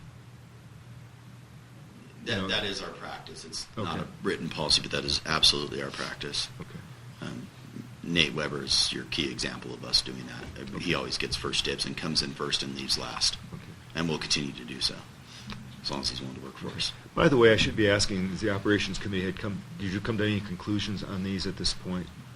No, I don't, we talked about some of them. I don't think we came up with a There were some consensus, that right? the operations committee took a position on, and there were others that, some of these actually came out of the operations committee, and Standish and I working on this post-ops meeting. So some of these ops hasn't even seen, I would say, right, Standish? We talked about them, we need to do this, and Standish and I cobbled something together. Okay, well, as we go through this, I'd appreciate it if, Peter, you don't would, worry. or Standish, you'd let us know if the operations committee. Okay. Rest assured. So, you marching orders on that one? Yes. The next item is confirm desired staffing model or create a fifth option. So I just want to say that there is an option with my name attached to it, which is flattering, I guess, except it was the most expensive option, Right, you so notice. we're not going with I I just want to point out that the main thing I was trying to suggest at the time that I suggested it was that we have a class of employee, seasonal employee, that's full-time, that's guaranteed the full season of work without threat of layoff if there's a drought or an extended dry period. And then there'd be the other type of seasonal, who could be, they're not guaranteed that. So that was the main thing I wanted to say. And then the second thing in my model was that I noted this past year that when we had fewer than, I don't know, it was 6 or 7 people available to operate equipment during the storm cycles, we got a lot of complaints. And when we had 6 or 7 available, this is day and night shifts, we got compliments. So that, to me, indicated what the staffing level should be. Now, that's not saying that it should be utility folks or whatever. I'm just saying the number of people who are operating the equipment. So those were the two things that were important to me in that. But that's now reflected in the operations committee model and also, I think, in the alternative model. So anyway, over to you, Eric. Yeah, and yes, and point well taken. I would say the key thing to look at relative to all the options is the weekly schedule. That will tell you what the anticipated would be. So generally it's depending on which model you look at, generally it's, sometimes it's 5, and on the alternate model, the cheapest model, it's, between 5 and 6 with a 2-person night crew 2 times a week, versus the ops committee model, which is, that's between 5 and 6 with with a 2-person night crew 2 times a week. So, speaking for myself as well as perhaps the ops committee, we sort of looked at your model and we agreed that we need a certain minimum staffing level. We also have not had we also agree with your thesis that we need some seasonal full-time people who can't be sort of terminated if we have a drought. We just made an adjustment, I think, from 4-4 to 3-5. And then I think what happened is Eric and Rick and Brandy sort of said, hey, and by the way, some of my conversations with Eric, we have now 7 not full-time seasonal operators, okay, because we've upped the ante and the hiring activity and all that. And at least my conversation with Eric was that, hey, I think with these more competitive payment wage structures, we can do a pretty good job of attracting non-full-time seasonal people, and we have done that, or he has done that, or the team has done that. And then I think what happened is Eric took the ops committee recommendation and just sort of tightened it up further. In other words, 2 and 4 is 6, not 8. We were at 8, 3-5. You were at 8, 4-4, and also tightened up some other areas. And so I think some of the discussion we need to have is, are we willing to go to that tightened up expense structure? Is that a fair? That's exactly what I would have said. So yeah, absolutely right. You would have been more eloquent and shorter. No, nope, you did perfect. So my personal view, having been through this a whole bunch of times, is I'm not opposed to the staff alternate, meaning, we're at 3.5, they're at 2.4, but there's some other expense tightening in here. My coming in position to today is to be more in line with the ops committee than staff's recommendation. And there are and maybe it's not 3.5, it's 3.4. I don't know. I think, as Bob implied, we have to rely on staff's sort of knowledge of the day-to-day operations and what the market will bear. I'm a little concerned about tightening up the expense structure as you've proposed for two reasons. One, there's a sense in the community after a year where we've stumbled a little bit that we're going to run snow removal to fail. In other words, we're going to ratchet down expenses so we don't deliver the service, and that we'll essentially want to get out of the business. Now, maybe that's Kirkwood and that's just rumor. But secondly, this budgeting stuff here, we've had a range of total expenses, which is why I asked you to put it in it, of, actually it's on this one here, an average of 558, but our maximum is 588, I think.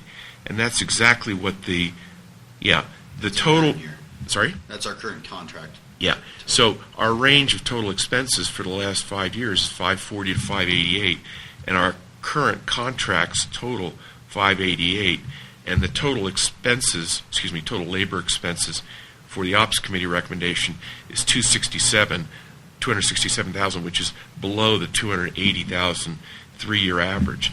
So I'm kind of the view that I kind of like the ops committee model a little more than the staff's recommendation, with one exception, and that is we debated when the contract should apply, right? Right. So it's now October 15th through May 15th. And we debated what happens when if we narrowed it down to November 1st through April 30th, right? Correct. And what I kind of thought reading this is, could we keep the contract amount as is, October 15th to May 15th? Because sometimes it does snow, and we talked about a courtesy plow. If we're not officially removing snow, can we drive by and? But you can't really, because if the KMA's roads, for example, are not under contract for us to plow, we shouldn't go plow their plows. So my thought would be to keep the contract period the same, but have the definition of full-time seasonal employee for your revised figures, which is November 1st through April 30th. And what that really means is that Joe and Dave, have to go remove the snow.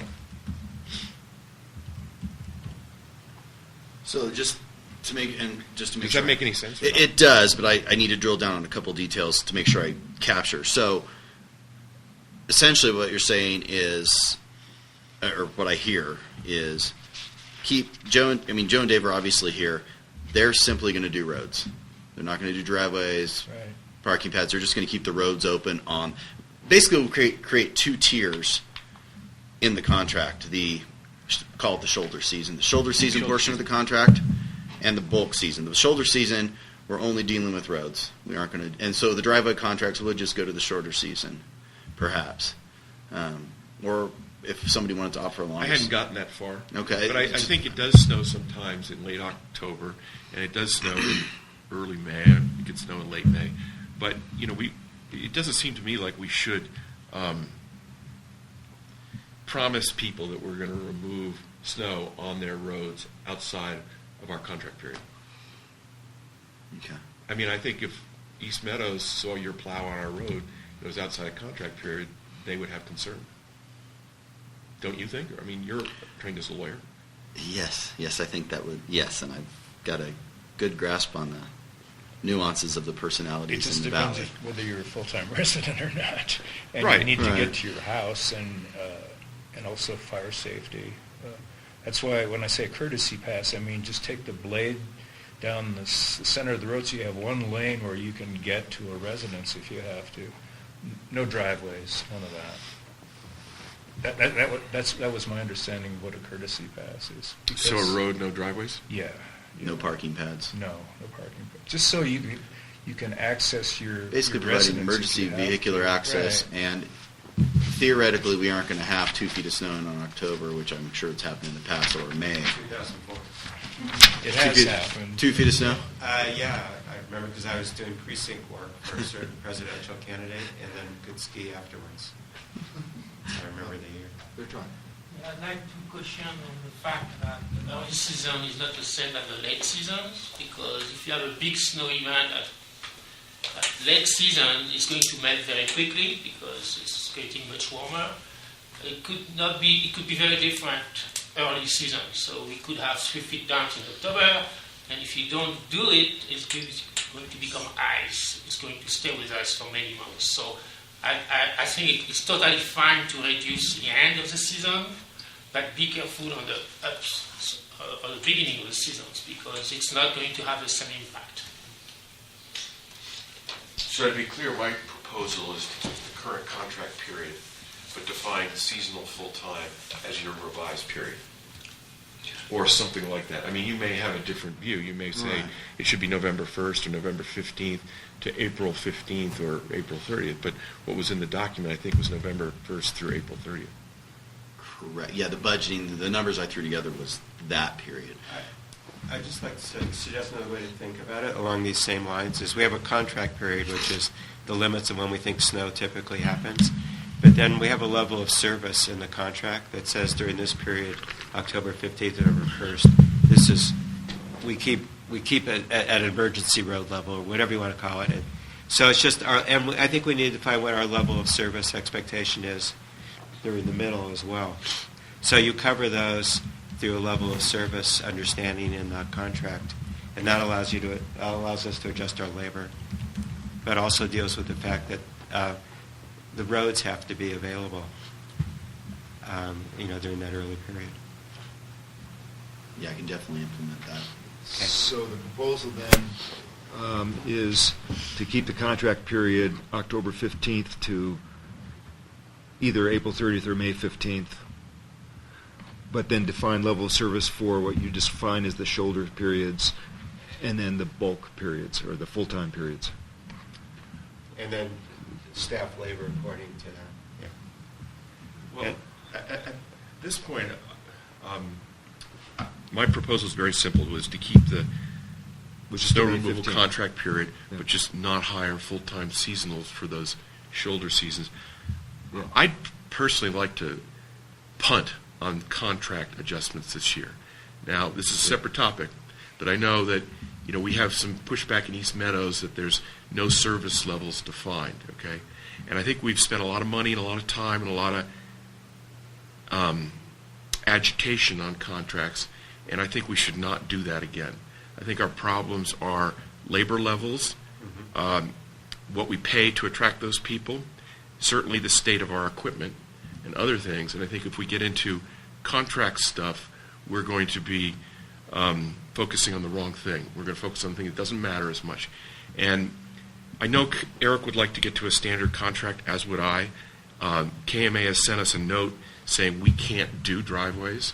I've heard from friends in Palisade, in Juniper Ridge, that they don't want the PUD offloading management of driveways to the HOAs. So that just leaves Palisades as the only one who hasn't pushed back, right? And they'll push back, probably. So I'd like to stay away from contract issues, although I have a couple this year. And, we've had a contract that's worked pretty well for 24 HOAs for many, many years. KMA has some specific needs. We can talk about those. I looked at the red line of KMA's contract versus ours, which Eric sent us this morning. And, there's a whole paragraph on insurance. Whatever. I mean, if we can have the same contract with KMA that we've had for the last couple of years without another legal cycle, that would work. And then we have 3 contracts. We have our standard HOA contract, we have KMA contract, and we have driveway contracts. So you don't think the level of service should be defined at this point? If I were board president or in a position of deciding, I would focus on the labor stuff, the equipment, and operations Sure. this year. And if we want to come back and revisit contracts later, do it next year. Now, I would make the contracting process more efficient. I can't imagine anybody in the Bay Area in technology has signed a paper contract for the last 3 years. It's called DocuSign. It's a big, famous public company. And what happens when you do that is you just check a couple boxes, and then the PUD checks a couple boxes, and it goes into a central repository. So there's none of this clerical mumbo-jumbo. Yeah. But I think if we just stick to the order of things Sure. in here, we'll be a little bit more efficient. So in terms of the staffing model, where do we end up at the operations committee proposal? Is that where we are? Just to complete item 2. Choice between staff's recommendation and the operations committee and the Rickard model. So, Eric, you've heard my feedback anyway. At least Eric with the C is not objecting. I mean, what is it? 3-5, 2-4, 3-4? I think I read Bob Epstein's feedback to you and say, hey, we need to spend a little more money to provide better service. What our financials say here is that, yeah, we're $50,000 in the hole on snow removal because it snowed a lot, but we're $200,000 ahead on electricity. So, you know, I think we can lose money in a good year if we have to. That's a policy decision. My recommendation would be all funds fund themselves, but that's a different discussion to be had. Having heard what you said, I think the alternate going from a 2-4 to a 2-5 might be the way to go. You just incur so much labor when I do a full-time seasonal. Sure. And the other thing is I have to be careful. I have to keep them below 1,000 hours to avoid CalPERS implications. Well, your recommendation just now is very consistent with the discussion you and I had this week. Yes. Which is that we've been more successful at hiring non-full-time seasonal people, and it gives us 2 full-time seasonal people that we've never had. Yeah, that one sounds good to me, plus the mechanic. So we've got the mechanic, we've got Dave and Joe. And the mechanic. We have the mechanic. We have 2 full-time seasonal and 5 part-time seasonal. Okay. And right now, where we stand is we're not going to change the contract, period, but you internally will manage the timing of your hiring and so on.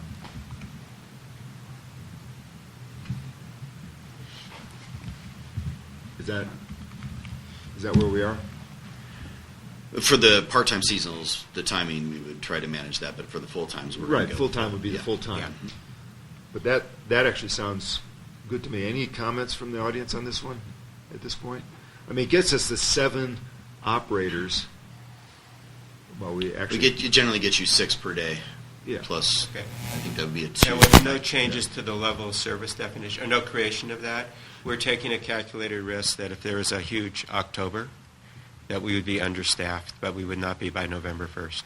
We're going to absorb some staffing risk for the first 2 weeks. Yeah.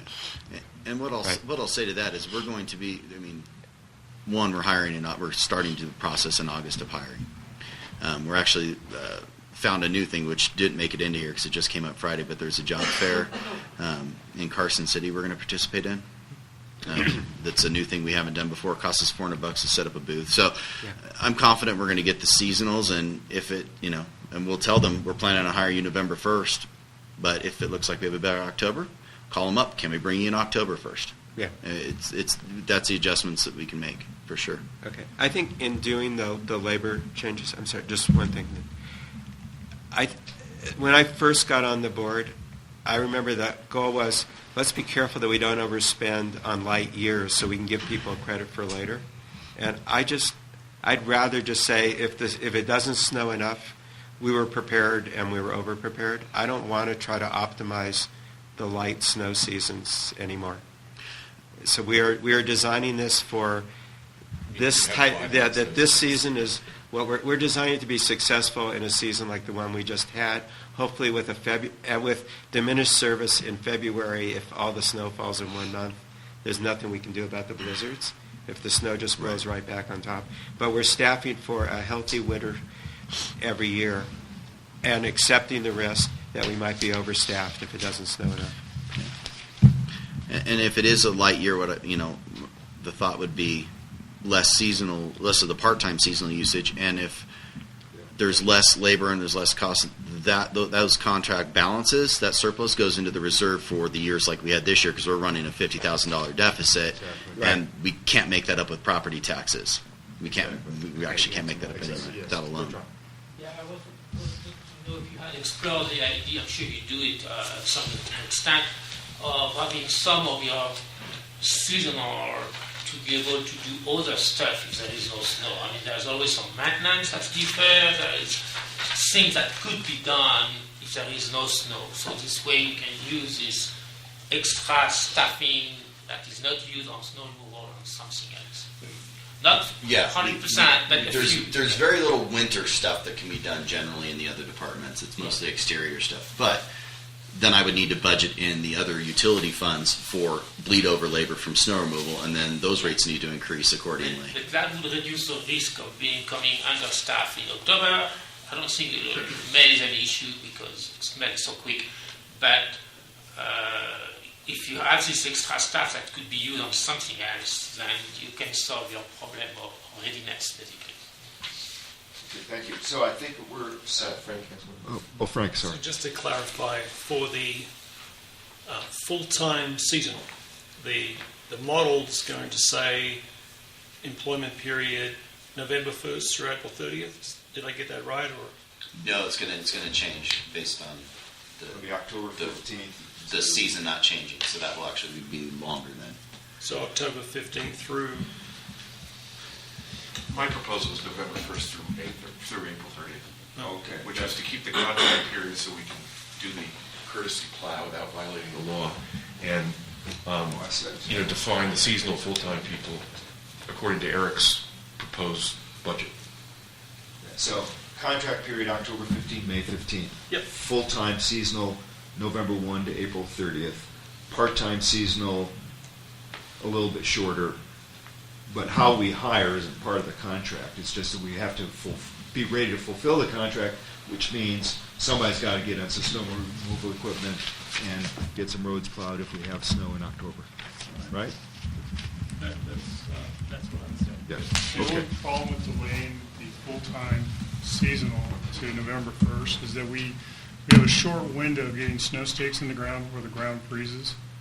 And it's very labor intensive to get the stakes up. So if it's an early winter, we might get caught behind just doing those activities and training. So I am fine with you guys deciding when you need to hire people, put it in the budget accordingly, and I don't think we have to define those things. Agree on the numbers, we can adjust Yeah. the timing. okay. Just to be clear. Okay.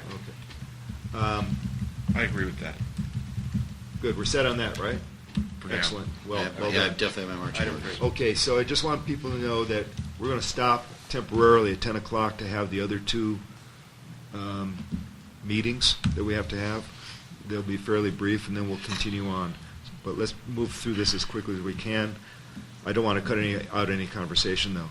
So let's do both the next items, which is a firm proposed capital equipment replacement purchase timing and a firm proposed capital equipment reconditioning. What about Do you want to go to housing? item 3? I think Housing it's- Oh, it says is discussed below. he was going to come back to that. Yeah, where's the housing one? It's the second page very next of the staff report. Okay.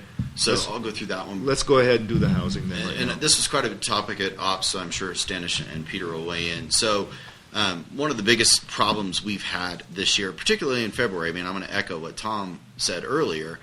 At that point, I had 3 people in Amador County as my part-time seasonals and one on the east side. Right. So that east side person was able to get here a lot easier. The west side, not so much. Whether they're unwilling to do an 8-hour drive to and we didn't have a place to put them if they got here. So one of the big issues in order keeping these seasonals here, it's hiring them is one thing, and I think we've solved that problem. Giving them a place to stay. I mean, I was on the mountain 25 days and snowed off the mountain 5 days this year because of spur closures, and I had to go around a couple times. So just think about it from their perspective. That's 25 days those guys couldn't work if they were on the other side. So what ops committee kicked around, and we agree is a good idea, is we need to solve the housing problem immediately. Otherwise, staffing up with labor doesn't do me one bit of good. Vail doesn't have any spare housing at all available, and we looked at rentals, short-term rentals, and so we believe purchase is the way to go. And then, so what does the purchase model look like?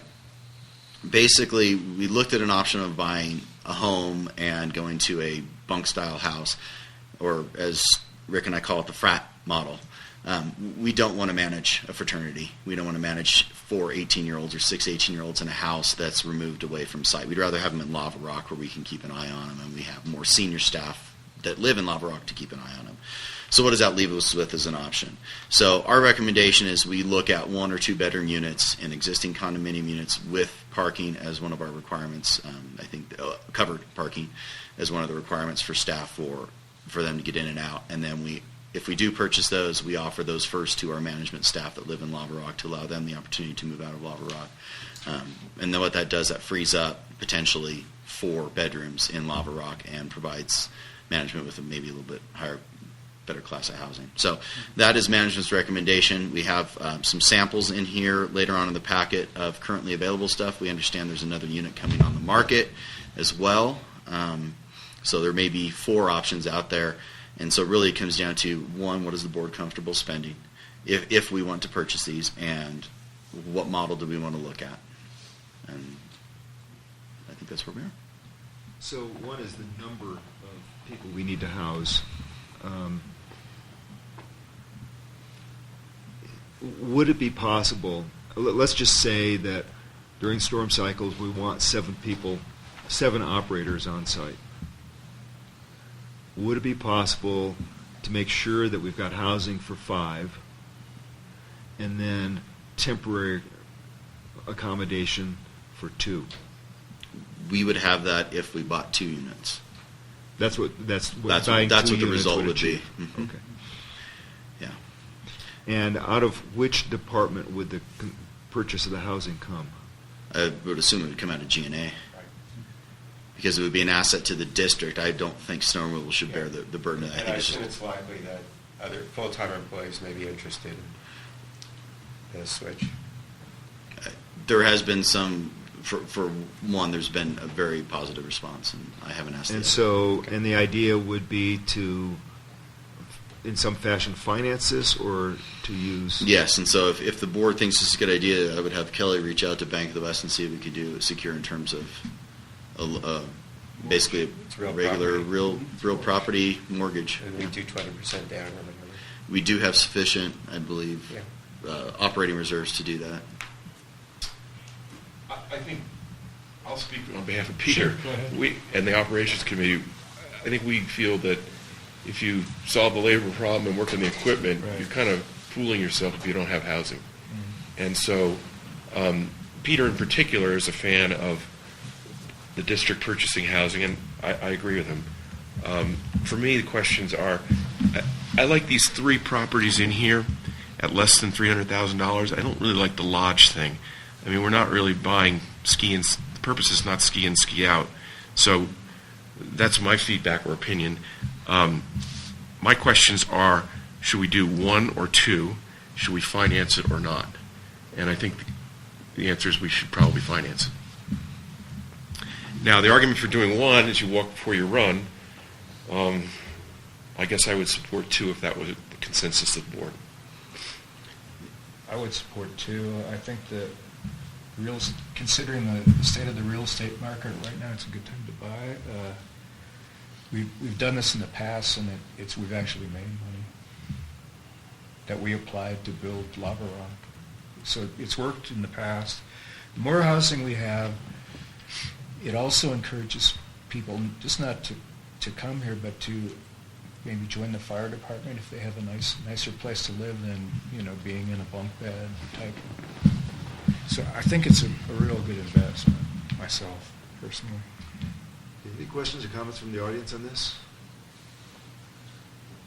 So just a quick, if we budget, let's say $400,000 to acquire real estate, what would be the monthly mortgage increase that we'd see? Roughly? I don't know. I have to pull up my 12C. I left mine at home because I figured you always have yours in your pocket. 10 years, 25 years. Depends. Yeah, and okay.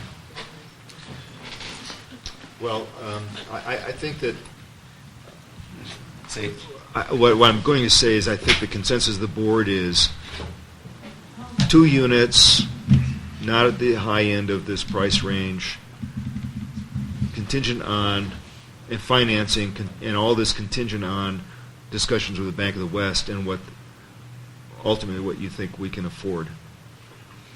Is it My additional- recommendation, what I think we can afford, having looked at the numbers, I think we can afford $500,000, which gets me 2 units.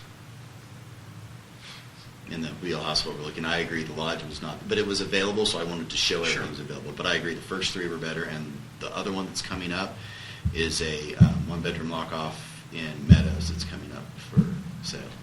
So this would be the $100,000 down, and Bank of the West should give us that $400,000, just like we were going to borrow it against the it's a this secured building. property. Exactly. So it's basically It's easier to resell than taking over this place. rather than borrowing, refinancing this, we borrow for that. And the other thing to consider later on, if we were to purchase this, is do we want to, if someone wants to move their employee housing restriction off a unit, what would they be willing to pay us to have it put on ours? Something that's another way of resource for the district. Sure. Done that in the past. So, Okay. Okay, I think we've settled on that one. Eric, Jeff? this is Jeff. Yeah, yes, Jeff. Uh, Oh, sorry, wrong Gary. I would take a look at the HOA fees as you consider this purchase. Absolutely. I mean, they vary widely depending on the project, and I'll just point out, like in the towers, which I wouldn't recommend, they're $776 a month compared to $487 at Sun Meadows 4. Yeah, very good point, Jeff. Yeah, staff would not house anyone in towers just based on the parking issue and other issues. Yeah, so HOA, property taxes, the whole. Oh no, we'll definitely consider the whole bundle. And as as I move through the inspection, review, offering process, we'll be bringing back what the real nut looks like for the board in terms of HOA fees, utilities, et cetera. Okay. For sure. Okay. And the only thing I would also recommend is that the housing credit that we just charge in the same housing as if they were in Lava Rock, regardless of what the mortgage is on the unit, just so it's fair across everyone. That would be my other recommendation, which I forgot to put in the report. Okay, let's try to get through the next 2 together. A firm proposed capital equipment replacement purchase timing and a firm proposed capital equipment reconditioning timing. Eric? Yeah, so this is what I alluded to a little bit earlier. Discussions with our mechanic. I just can't iterate how pleased I am with his abilities. I mean, he has been a rock star for us, and we're very lucky to hire him. So just briefly looking at the equipment, his recommendations, which I've included. So he recommends we replace T3 now. He doesn't. The frame is cracked. He can try and Band-Aid it with welding, but it's so bad that he doesn't think it would last through a season. Replacing the frame, it needs everything. So his recommendation, our recommendation was to wait till next year. His recommendation is you really need to do it this year. But to that end, there is a demonstration unit available. Problem is, I'd have to, if I pull the trigger by the end of the month, well, I can't. It's not a budgeted item to do it by the end of the month. But they do have, we could obviously augment the budget. I agree. Okay. But I can't unilaterally do it without a budget augmentation. But it's a demonstration unit. They've had it out here. All staff likes it better than the trackless units. It's the Brandy. Is it the which is the Holder? Which they like better. And so it's actually less than the 120 I had in here, but that's with taxes and delivery. It's his recommendation to replace T3 now, and that was the approximate price. And then we can recondition. Basically, he says we need to recondition 3 units next year. That'll give us an extra 5,000 hour run on each of them. Their life is generally about 6,000 hours. This will basically give them twice the life. And then we start replacing trackless units every alternate year. So again, having been through, I think it's 5 versions of this, including the ops report from January. I would be inclined to accept the mechanic's recommendation on the demo unit. My only question is whether we pay cash for it or lease it. And I would favor reconditioning T4 this year because non-functional most of 2018-19 season just doesn't work for me. Okay. The Holder unit, is that the 416C or what is it? No, it's a different brand. Trackless is a brand, Holder is a brand. Okay. And it's not something that we have GPS on currently and are using? No, absolutely not. Okay. No, it's a brand, Sorry, I yeah. misunderstood. No, it's a brand new piece of equipment. Standish? What is the pushback on refurbishing T4 So, this year? again, I can't overemphasize how happy I am with Tom. He actually gave me his off-season, here's what I'm going to do in the off-season, day by day, hour by hour, for every piece of equipment he wants to work on. His summer is full. He doesn't have time to recondition T4, unless we push something aside, which we can do. I'm happy to adjust that. But if you think, and I have no problem pushing the reconditioning ahead, I think T4 is going to be fully functional by the end of season, unfortunately, but it was just getting time to tear. He has to do a full tear apart to fix T4. He thinks T4 will run one more season. Okay. But I can absolutely. No, I'll withdraw their suggestion. I'm just reacting to the report. Yeah. Okay. I withdraw their suggestion. If that's your mechanic's recommendation and the hours available, I'd be prepared to support that. So, any comments from the audience on this one? So the idea here is that we do support acquisition of the new demo model. Question is how it should be financed, but I think maybe you come back to us with that. Or you have to purchase it before the next board meeting, or how does that work? You know what? When we take a quick break to switch to the 10 o'clock, let me run to my office. I actually have the information. Okay. I just got it late yesterday. Okay. Okay.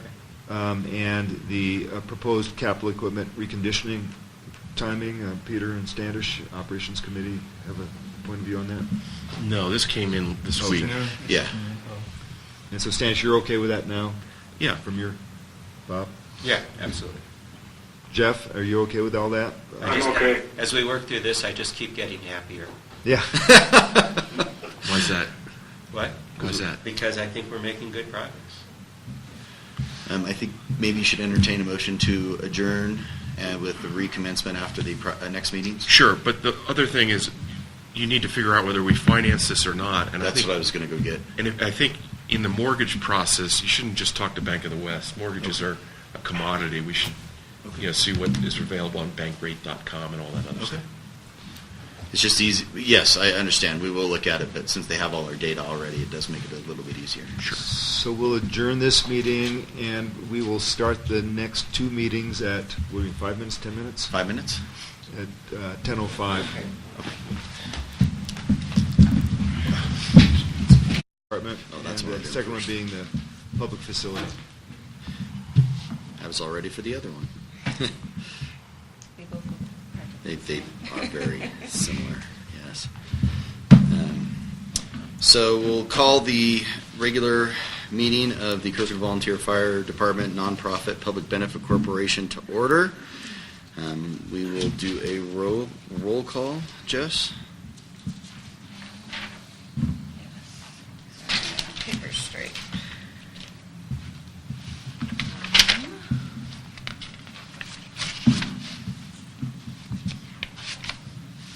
Officer from last year.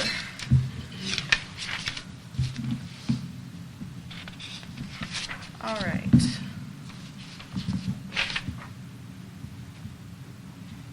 Sorry, I'm off the page. Okay. So, let's see. Eric Christensen, are you present? Present. Kelly McBride? Present. Jessica, I was Austin last year, but I'm Gillies now, so I'm present as well. And then, let's see, also Jeff Smith. Jeff, are you Can here? you hear me? I'm here. Yeah, okay. Are you calling roll now? Yes, I'm Yeah. calling That roll. was- Sorry.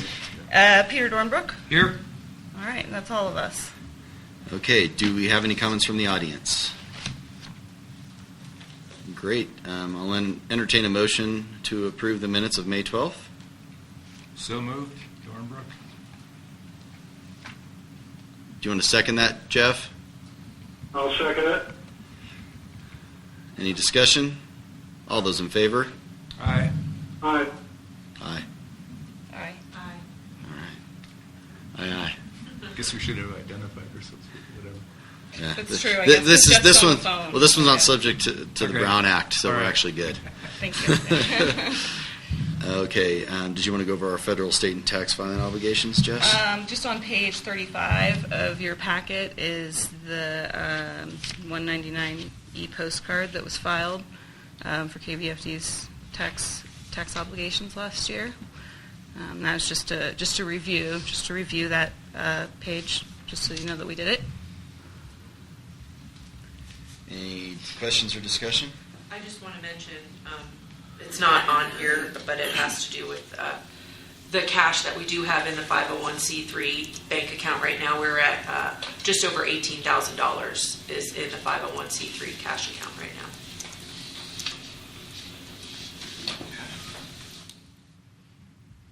All right.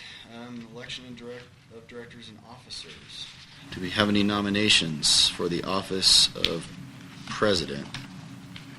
Office of President, I believe, is you, Mr. Eric Christensen. Do we have to do the directors first, or the?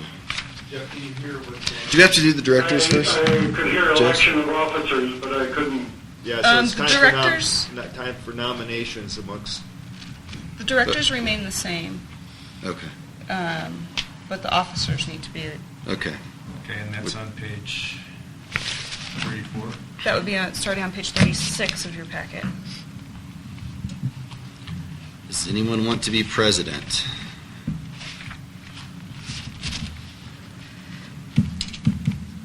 I'll do it if someone nominates me. I would move that we re-elect the existing officers from last year, Jeff Smith, Peter Dormerk, and Eric Christensen. Unless, I'll second that motion. Actually, I'm chair. I can't. You second that motion, Jeff? I'll second it. Any discussion? All those in favor? Aye. aye. Aye. And Aye. I'll entertain a motion that all officers be reappointed to their existing positions. Anyone want to make that motion? So moved. I'll second that. Any discussion? All those in favor? Aye. Aye. Aye. Opposed? No. Okay. We have the conflict of interest policy. Jess? Conflict of interest policy starts on page 38 of your packet. And again, it's just a review and also signing of the annual statements by the officers and the board. So Jeff, we'll get your signature next time we see you. Understood. And Jess will have signature pages for everybody And I'll- after the I'll meeting. One for Peter and one And for me. you and one for Kelly and me. Great. Okay. Is there any general discussion from the board members, the directors? No? I'll entertain a motion to adjourn. So moved, Dornberg. I'll second Smith. Okay. All those in favor? Aye. Aye. Meeting is adjourned at 10:13.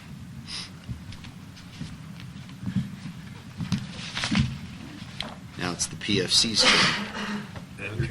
Your turn, Peter. All right.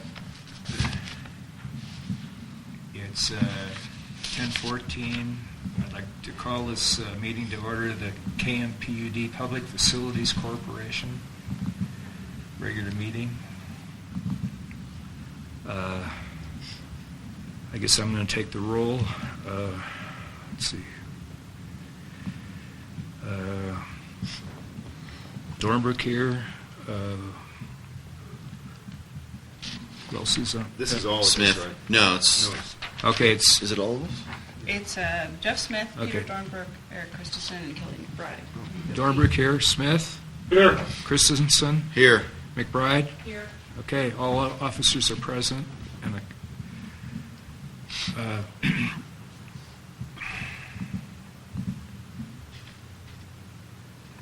so the next agenda item is Comments from the audience? I just want to interject here that on page 3 of this packet, item number 3 says, in accordance with the bylaws, each director on the KMPUD board is designated a director of the Public Facilities Corporation. That was the officers we were looking at. So I believe that we are all members, so I think we have a roll call with all of us. Oh, sorry, Okay, I did I named do off that the wrong? officers. Yeah. All right, Smith? Here. Epstein? Here? Rickard? Here. Nordberg here? O'Grady? Here. O'Grady here. Okay, comments from the audience? There being none, we'll go to action item 4, review and approve the minutes of May 12th. Any questions on those minutes? I move for approval. I second, Rickert seconds that. All in favor? Aye. Aye. Okay, item B is election of directors and officers, a one-year term. I'd like to move that the slate of officers that have existed for the past year be the same for the coming year, which is Jeff Smith, President, Peter Dornbrook, Secretary, Eric Christensen, Executive Officer, and Kelly McBride, Chief Financial Officer. This is One day I'd be a CFO. no, you were last year too. You didn't take advantage of it apparently. So that was Rickert making that motion. I'd like to second that motion, Mr. Epstein. Okay, let's take a vote on that. Smith? Aye. Epstein? Aye. Rickert? Aye. Dornbrook, aye. O'Grady? O'Grady, aye. Okay, it's unanimous. All right, item C is the Goodwin Consulting Group's continuing disclosure annual report for tax and enterprise review certificates of participation for fiscal year 2017 and 2018. So I just Do you have some questions? I just want to make sure I understand. So this is about the Melleroos, and if the and I saw that there are 11 properties that are delinquent in, I assume they're property taxes, which include this, which is not a big sum of money for us, but we have the right to foreclose, but under our bylaws or our commitments to the bondholders or something, we will take that action only when a delinquency totals $25,000 or more. Is that, do I have that right? That's my understanding as well. Okay. And nobody is there now. I mean, the total delinquencies are 7,000 something. Yeah, no one's there. And we make up for that through the reserve that we hold. I mean, we make good on the on the payments through our reserve if we don't have enough coming Through the in. Melleroos Reserve, yeah. We have two funds, two bank accounts for the Melleroos, right? Well, one is the trust for that we can't. That we manage, Yeah, but yeah, we don't touch that, but. Thank you. Any other questions on the item C? Yeah, we need a motion to accept this and then also to retain Goodwin Consulting to do this report again next year. So I'll move that we accept the Goodwin Consulting Group's report for this past fiscal year and that we retain Goodwin Consulting for the next fiscal year. I second that motion. Okay, let's take a vote. Smith? Aye. Epstein? Aye. Rickard? Aye. Dornbrook, aye. And O'Grady? O'Grady, aye. Okay, general discussion. Does anybody have anything they'd like to bring up regarding the Public Facilities Corporation? All right, then I see no reason not to adjourn. I agree with At chairman of the meeting. 10:18. I'll get signatures when we're finished with the regular board Okay. meeting. Thank you. Okay, I guess. So I'm going to reopen the regular meeting of the KMPUD, and we'll continue with, just a second here. We are continuing with item G, snow removal action plan. Eric? Yes, so Jess is making photocopies right now for the board, just so you can look at the proposal we received from Schaefer Equipment Company. And I misspoke before. They like the holder better, but the demo unit is a trackless, which is it's just the new version, the MT57, which is a much newer version. So when she brings that back, the outright purchase price, if we purchase for cash, will be good until May 31st. So that'll give me some more time to bring this back to the next board meeting, which I believe is May 11th or 12th. So we'll be bringing that back as an agenda topic, but I did want the board to have the numbers as soon as Jess comes back on that. So what unit are you recommending we purchase? It's a trackless MT57. It has 508 hours on it. It's a demonstration unit from 2000. It's a 2018 model, and our mechanic has recommended we purchase it to replace Schaefer Equipment Company. But you said some people prefer a different unit? We had a holder unit out that people preferred, but those are about 170,000 new. Okay. So Tom did recommend that this was, even though it was not the preferred unit, it is better than the other trackless units we have, so it's closer to T6. Correct. And then some of the parts are Consistent. interchangeable. Parts are available. That's the thing. They're much more readily available than our older And trackless we units. can bone out number 3, right, for spare parts? Absolutely. Retire. Yeah. Okay, with that information, can we proceed? Or Yeah, I just wanted to go over this with the board real quick, just so we can go over it. So the purchase price, the total purchase price, if we pay cash by the end of May, is $107,000. We could do if we wanted to defer until next budget cycle, they would do a rent to own for the next 3 months, so we could hold that price and then purchase it once our budget. If we budget for it next year, we could purchase out next year's budget under option 2. And then they do have an option 3 where they can apply a portion of it to the portion of the rent to the down payment and finance it at 5.85%. So I just did want the board to have this and understand what we currently have as options for purchase options or lease options or rent to buy options. And so, Kelly, do you recall off the top of your head? I know we have nothing in snow removal reserve. We've used all that up for the $950. What is our operating cash position? Do you recall? Snow removal right now, the last I looked, it was about $250,000. So there is operating cash available if we did want to purchase it outright.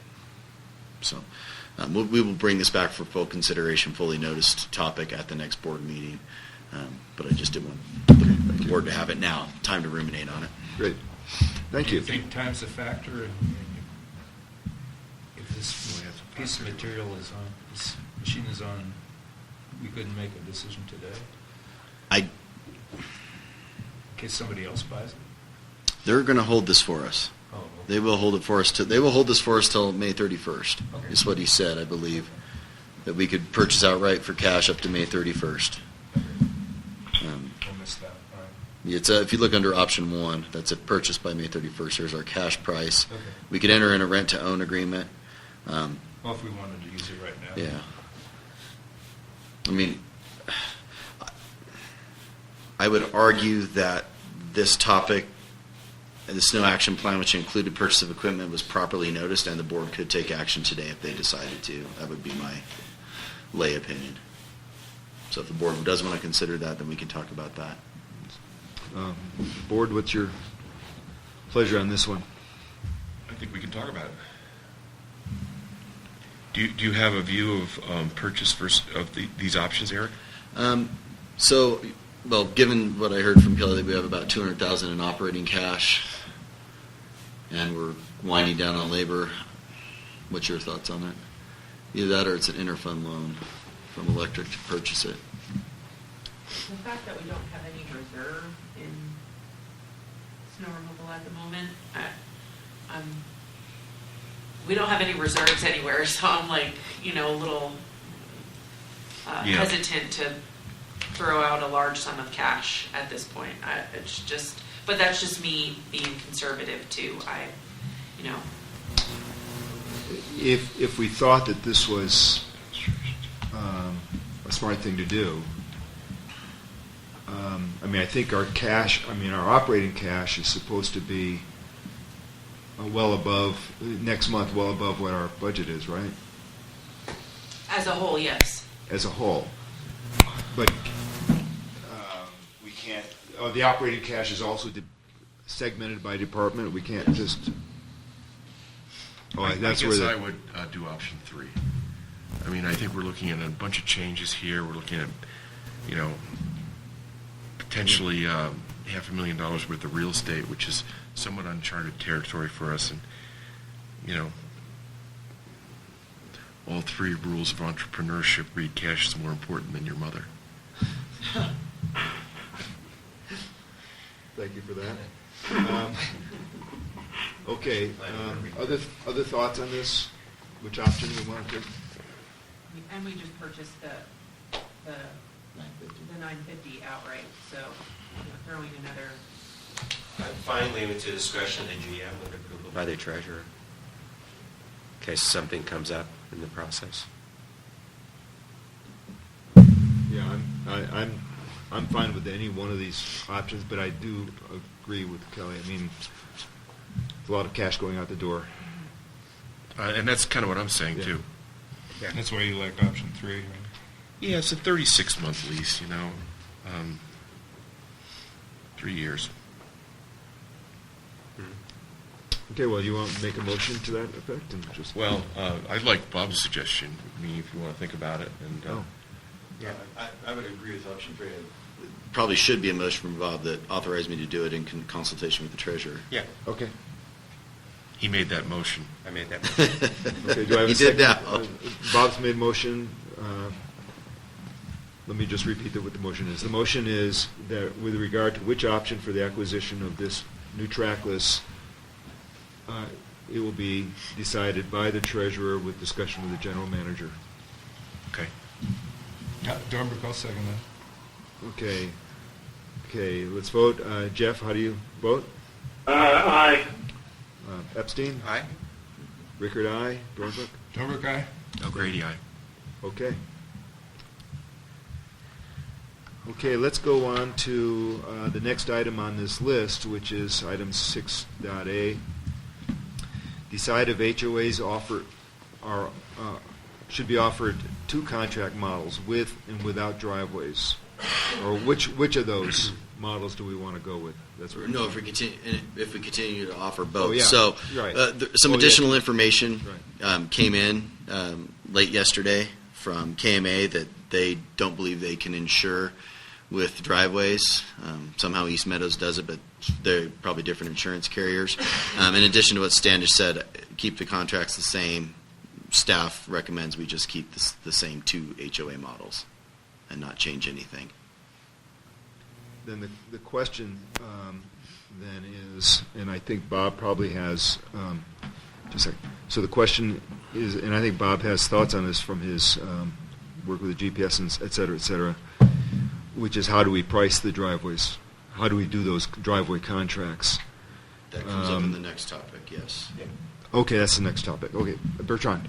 Talking about this contract issue, so actually the reason why we started having these differences is because KMPUD start pushing the responsibility to the HOA with the contract. There was an added clause saying that basically the HOA would hold KMPUD harmless in case of being sued. And that's what triggers this whole thing. To me, and we talked about that 2 years ago, the simple way to handle that is like most people do, is if you have a liability exposure, you take an insurance for it. And the cheapest way and the most efficient way to do it for everyone in the valley is for KMPUD to do that. So, and we talked about that 2 years ago, and the idea was actually discussed, but it was still at the same stage. Now nothing has been done. So if you stop putting basically the liability on us, if any of our homeowners is suing KMPUD and win, basically HOA has to reimburse KMPUD, and that's totally unacceptable to us. So that's why we have to get this co-insurance system, making sure we have an insurance protection against this exposure. It all came because KMPUD started pushing this kind of thing to us, but never happened before. So the way to handle that and to solve it, if you want one contract for all, is go back to where we were, which is not making the HOA liable for anything that PUD is exposed to. And then you still have the exposure to deal with, and that means you need to have an insurance to protect yourself against that. And the cost should be then applied to the snow removal contract. And that's a simple way to apply it for everyone, because now the only HOA which has this protection is us, because we are big. We have the big. This meadow is big as well, but well, I mean, actually, I think in a number of houses, HOA KMA is the biggest one. So anyway, our exposure is bigger, and we just could not sign a contract without having an insurance. So now it's turned out the insurance. They like this co-insurance. I'm not even sure we'll be able to wind back this thing. But bottom line is the contract, the way it is pushing the liability to the HOA, and that's the problem.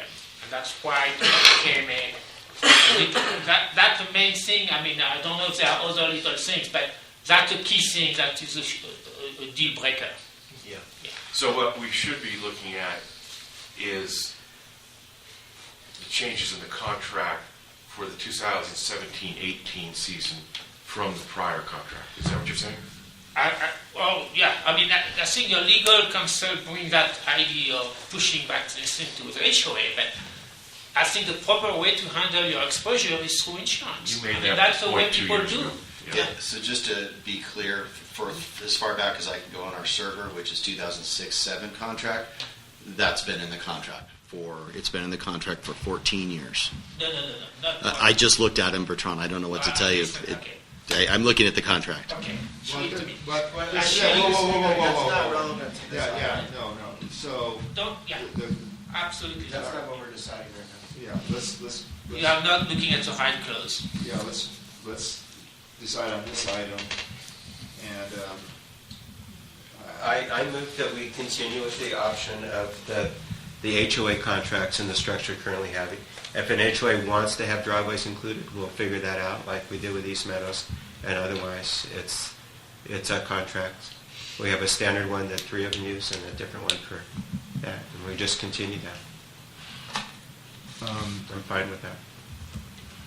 So, again, my only concern, and I think there is a potential solution that has been bandied about, is I'm concerned that staff has to deal with multiple a large number of little contracts every single year.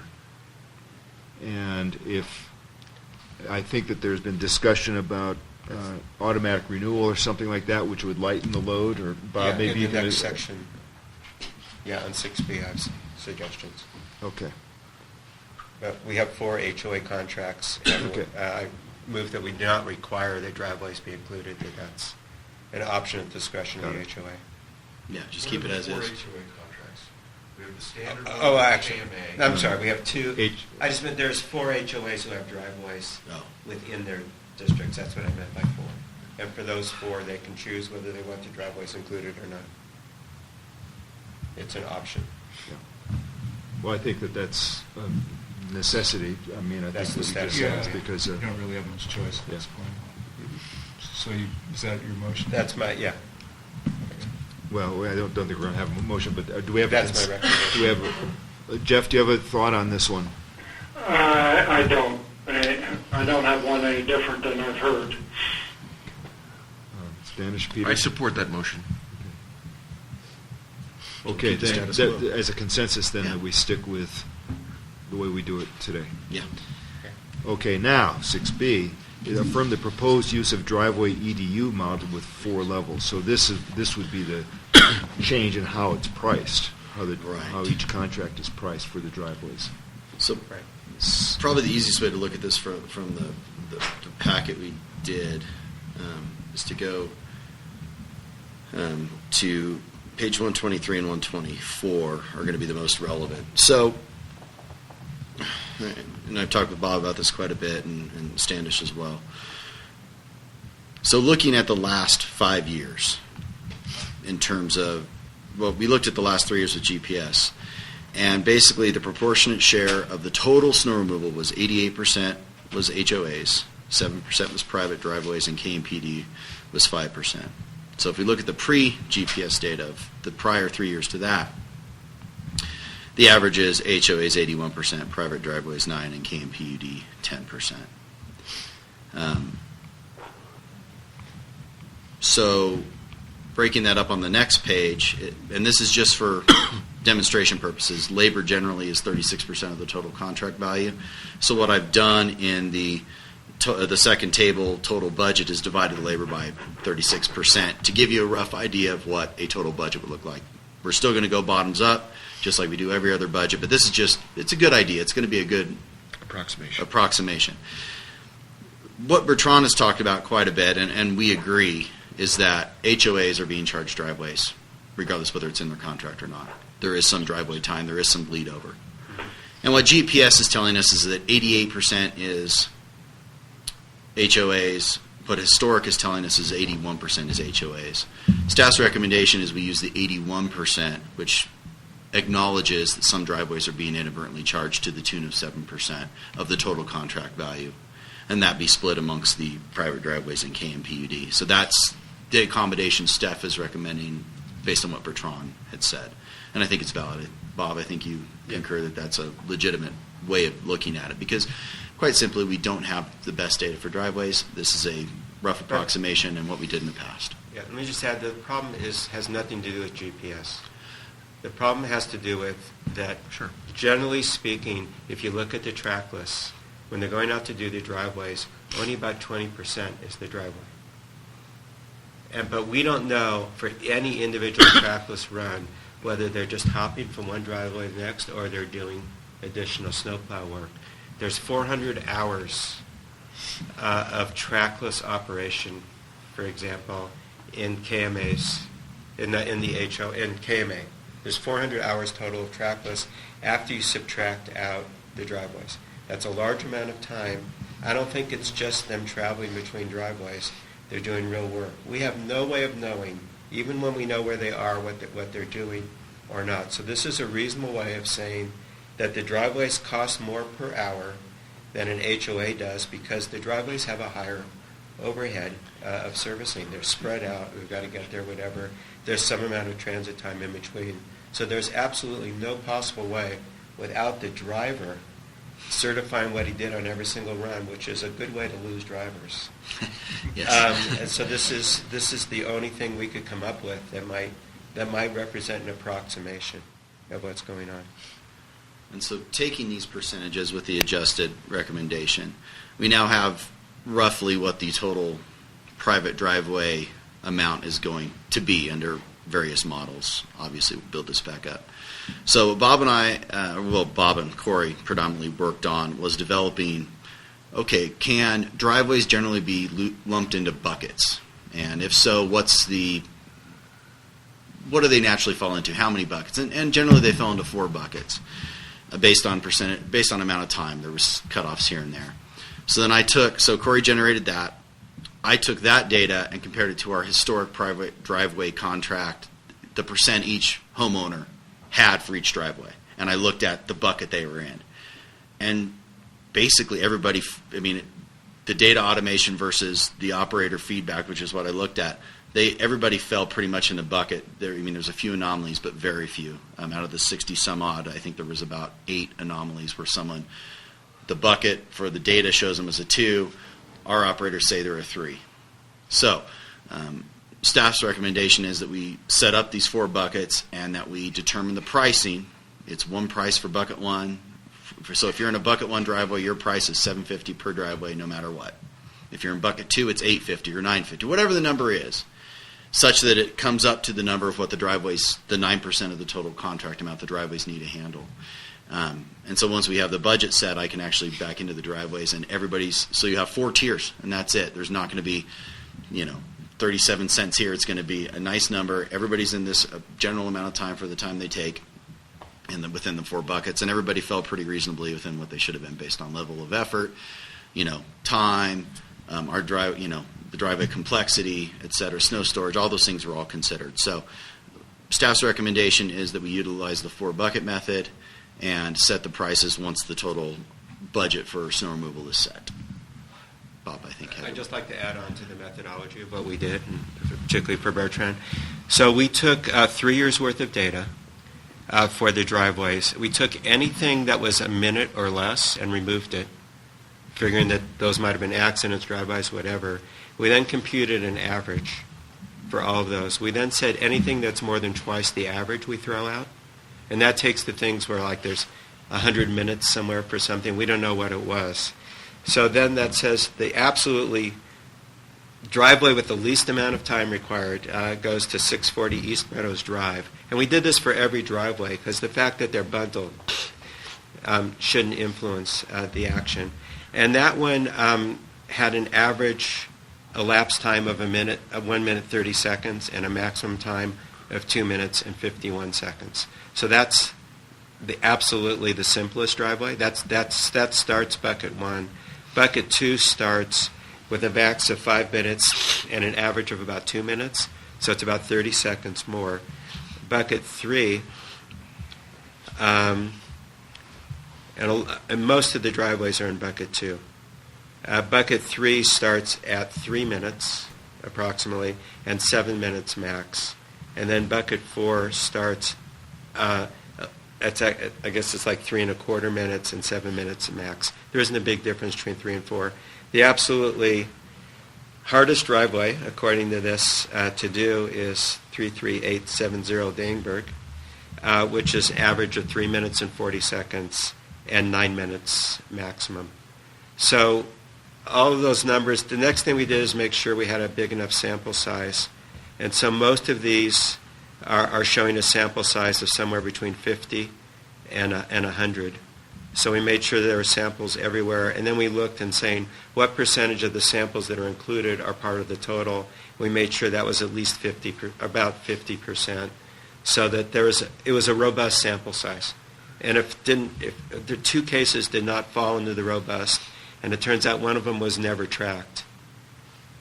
So we found that error and put it on, and we'll estimate that. And the other one was the new home that was added in the Palisades area. So based on that, instead of charging by the minute for driveways, we'd fall into these 4 buckets.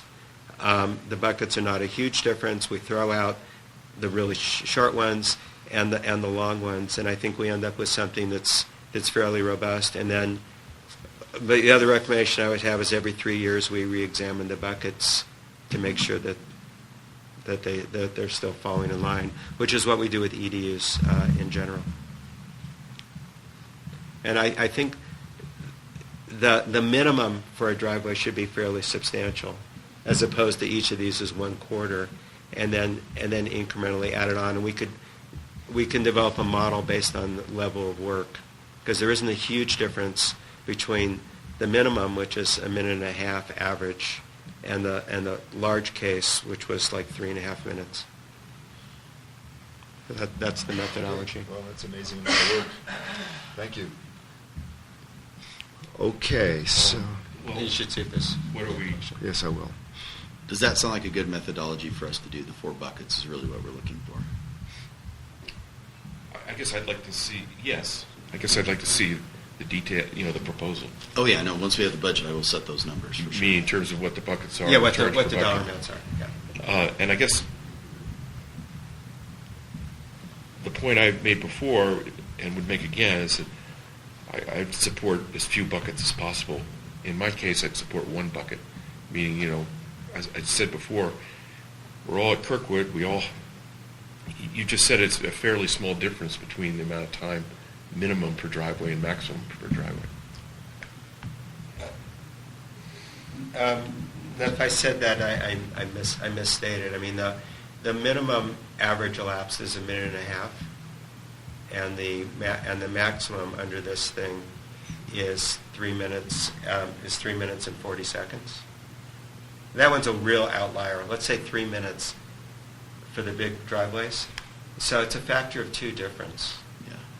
Between, and so it might make sense to end up in 3. It would be no more than 4. It might make more sense to end up in 3. When I looked at, when I did, so I had the percentage of contract value for each driveway of the total driveway contracts. And there were people basically the 3 categories were 1%, 2%, 3%, and 4%. And that happened to fall with the buckets with Bob's analysis. There are people that do take substantive amount of time more than others, and are very complicated and very labor intensive for multiple reasons. So I would motion or suggest that Eric, working with Bob, come back with a concrete proposal at the next meeting. Yeah, but the idea is it'd be split into some small number of buckets, no more than 4. Yeah. Yes. Any other comments from the audience for John? Yeah, I'd like to comment on these tiers. I'm comfortable with a single flat fee for whatever driveway you have, but I'm also comfortable with having tiers. I believe 3 is plenty. There is not much difference between 3 and 4 like you described actually in your numbers. And so basically the very small, most of the driveway will fall in the tier 2, and then the longer one would be also. I think that would be just plenty sufficient as a granularity to handle the diversity we have in the valley. Great, thank you. Board members, any other comments on this one? Okay, so I think it's the consensus that we will go with an EDU model, no more than 4 levels, 3 levels quite likely, in the tiers. Yes? Yes. Yes, okay. Okay, let's move on to the next one, which is, I guess we already kind of talked about this, affirmative post shortening of the contract removal period. We talked about that already. That was a no. Yeah. We keep it. Okay. We're going to keep the contract period, but define the labor more narrowly, the full-time seasonal. Correct, the labor, but we're not going to make any change to the contract relative to the level of effort, though. We're going to keep the contract language. We're not going to change it this year. Was the other comment earlier. There's one other thing in 6B we forgot to talk about, and that is I've never thought it makes sense to redo a paper contract every single year for the 67 driveways. That's the 8A2, very last That's one. A2? 8A2, very last item. Okay. I'll But yes, work I with agree that. with that wholeheartedly. Okay. Preemptively. I All right. love that idea. Thank you. So let's go on to item 7, provide direction to replace, upgrade, or keep the existing GPS system. So we finally got quotes back from various vendors, and we finally got some answers from our existing vendor, actually. So Bob already knows this, but we got 2 sample 4G units. Part of our problem, I think we've realized, is that we're using 3G units, and that's our accuracy, one of our accuracy issues. We got 2 sample 4G units. Drew did a test on Wednesday, right? And he was generally within 8 feet everywhere he went. We did not see any of the outrageous ones we saw previously. Also, it was good to excellent on all the HDOP and satellite quality for that day. So I've tasked Drew with monitoring every day the satellite quality, and when he gets a bad day, he's going to rerun the test so we can see if these 4G units are worth it. Right now, preemptively, the 4G units look to be significantly better, and the pricing they're willing to give us is significantly less than what they told us originally. It's down to $35 a unit. Staff recommends that we just upgrade to the 4G units regardless of the testing for this. We got information back from Street Trek, another vendor. All new equipment from them, which includes antennas, would be $17,000. Their salesperson, which probably isn't the best salesperson in the world, admitted to Rick that their quality was no better than Fleet Track. So staff does not recommend changing vendors, which would also include a significant amount of time for Bob and Corey if it was a different integration model. If it was the same model, it would be the same or similar. But at this point, staff would recommend that we upgrade and buy 4G units for every piece of equipment we have. May I just be sure that I understand what the future use of the GPS system will be? So the bulk of the GPS system is simply going to I mean, I think we're going to be reviewing how much, basically for HOAs predominantly, and then every 3 years we're going to look at the bucket data for driveways and to adjust the HOAs accordingly. That's because it's very accurate. Well, very accurate. It is accurate for the HOA-sized landmarks, and it's an appropriate way. The time spent in there is appropriately, especially with the slight shift we made in terms of the 8% we moved over. I think it's reasonable to say that that's a good model to use for HOAs. So let me add on that. I think the number one purpose going forward of GPS is to let the community know what's happening with plowing. Yes. So let them know when their driveway's plowed. Currently, I think only about 50% of the actual driveway plows get reported, and I have no way of knowing the actual number, short of asking the operators which ones did you plow when it's missed or not. But I think 50% is probably where we are. My cell phone could probably do closer to 100%. My cell phone is 4G. This new equipment is 4G. So I think our effort should be, number one, to timely notification of what's happening with the driveways. I think for the purpose of knowing the assessment, whether the HOAs are approximately spending the same amount of time, what we have works pretty well, very much thanks to Bertrand's efforts to help us find the bugs that were in it and to figure out how to look for anomalies and how to correct them, which we've done this whole season. So I would much rather keep what we have, give it another year to try to improve, and look at some heuristics and some AI to try to notify the community when their neighborhood, for example, we could let them know when their neighborhood was plowed as a fallback to if we don't catch the driveway.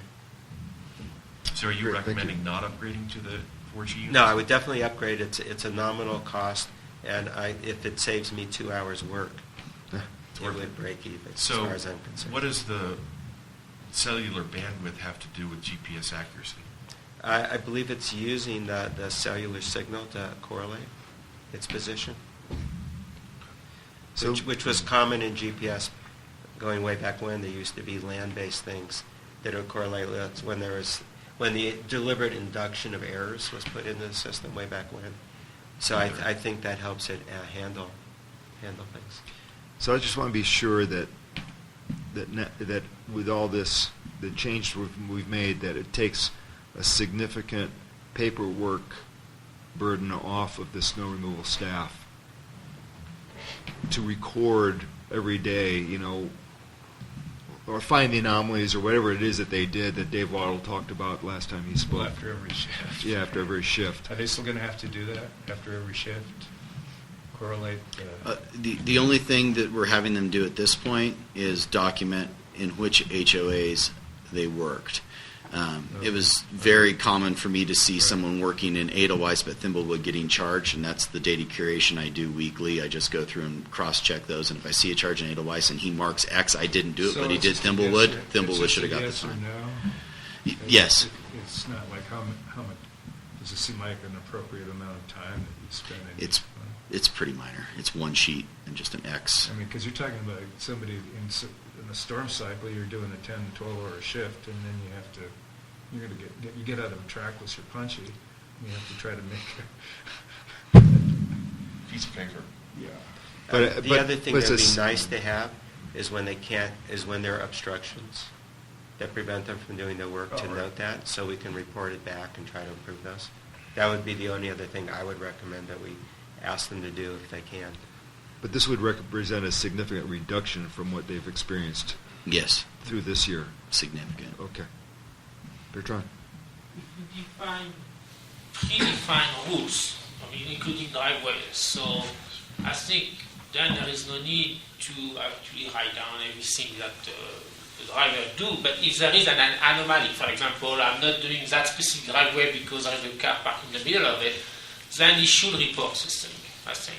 That would be a minimum requirement compared to trying to log every single item, but at least log the anomalies so that the curator can actually, after that, improve and fix that. And more importantly, to try to provide feedback so we can prevent this from happening, because this is somebody that's disadvantaging themselves, too. Okay, I just want to be sure that the staff is not too burdened with that. That was a big problem. Okay, so are we consensus that we will upgrade to the 4G and keep the existing GPS system? What's the estimated cost of upgrading? 35 times 10 units, $350. So it's under $500. Oh yeah. Okay. Plus, we'll have mechanic time, so I shouldn't. I mean, but it's Well, staff time's already a sunk cost. So. Okay, item 8AI. Sorry. I think I'm a bit confused between the two things I heard between Bob and Eric. So Eric said it's very accurate, and you say you have only 50%. My question for the HOS, are you able now to detect a small HOA like Unit 3? Because the problem we have, the driveway is actually applied to a small HOA. His 50% was relative to driveways, not HOAs. Driveway reporting. That was driveways, not HOAs. I'm sorry. Unit 3, as you and I talked about, we expanded their landmark January-ish, Drew, I think we did it. I've had to curate very little data from Unit 3 to KMA since then. Okay. So, but I still look at it. If they run in KMA landmark 1, I look. If they run in KMA landmark 2, I don't look because that's the west side versus the east side of KMA. But generally, I'm not curating anything on Unit 3 anymore.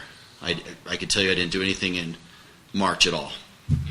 February, I can't recall, so I don't want to misspeak. But Okay. Let's go on to item 8. Affirm the district will utilize a single HOA contract template. We've already at least begun that conversation. I think what we've confirmed is that we won't do that this year. We'll stick with what we have. use last year's contracts. Yes. With the only thing that'll change in those will be the prices. I have sorry to do this, Eric, but I keep looking at this red line of KMA's contract versus the other, and it looks to me like the only thing that changed between 17 and 18 is we went from Alpine County, which was a mistake, to Amador. No, there was one other major change. Okay, that's 18, 19. Scroll up. While you guys are looking at that, I just looked at the Unit 3, and so there were 24 manual corrections. This one. Then a time allocation amounting to 30 minutes, a time adjustment. The last one was February 12th. Was the last time we needed to do that.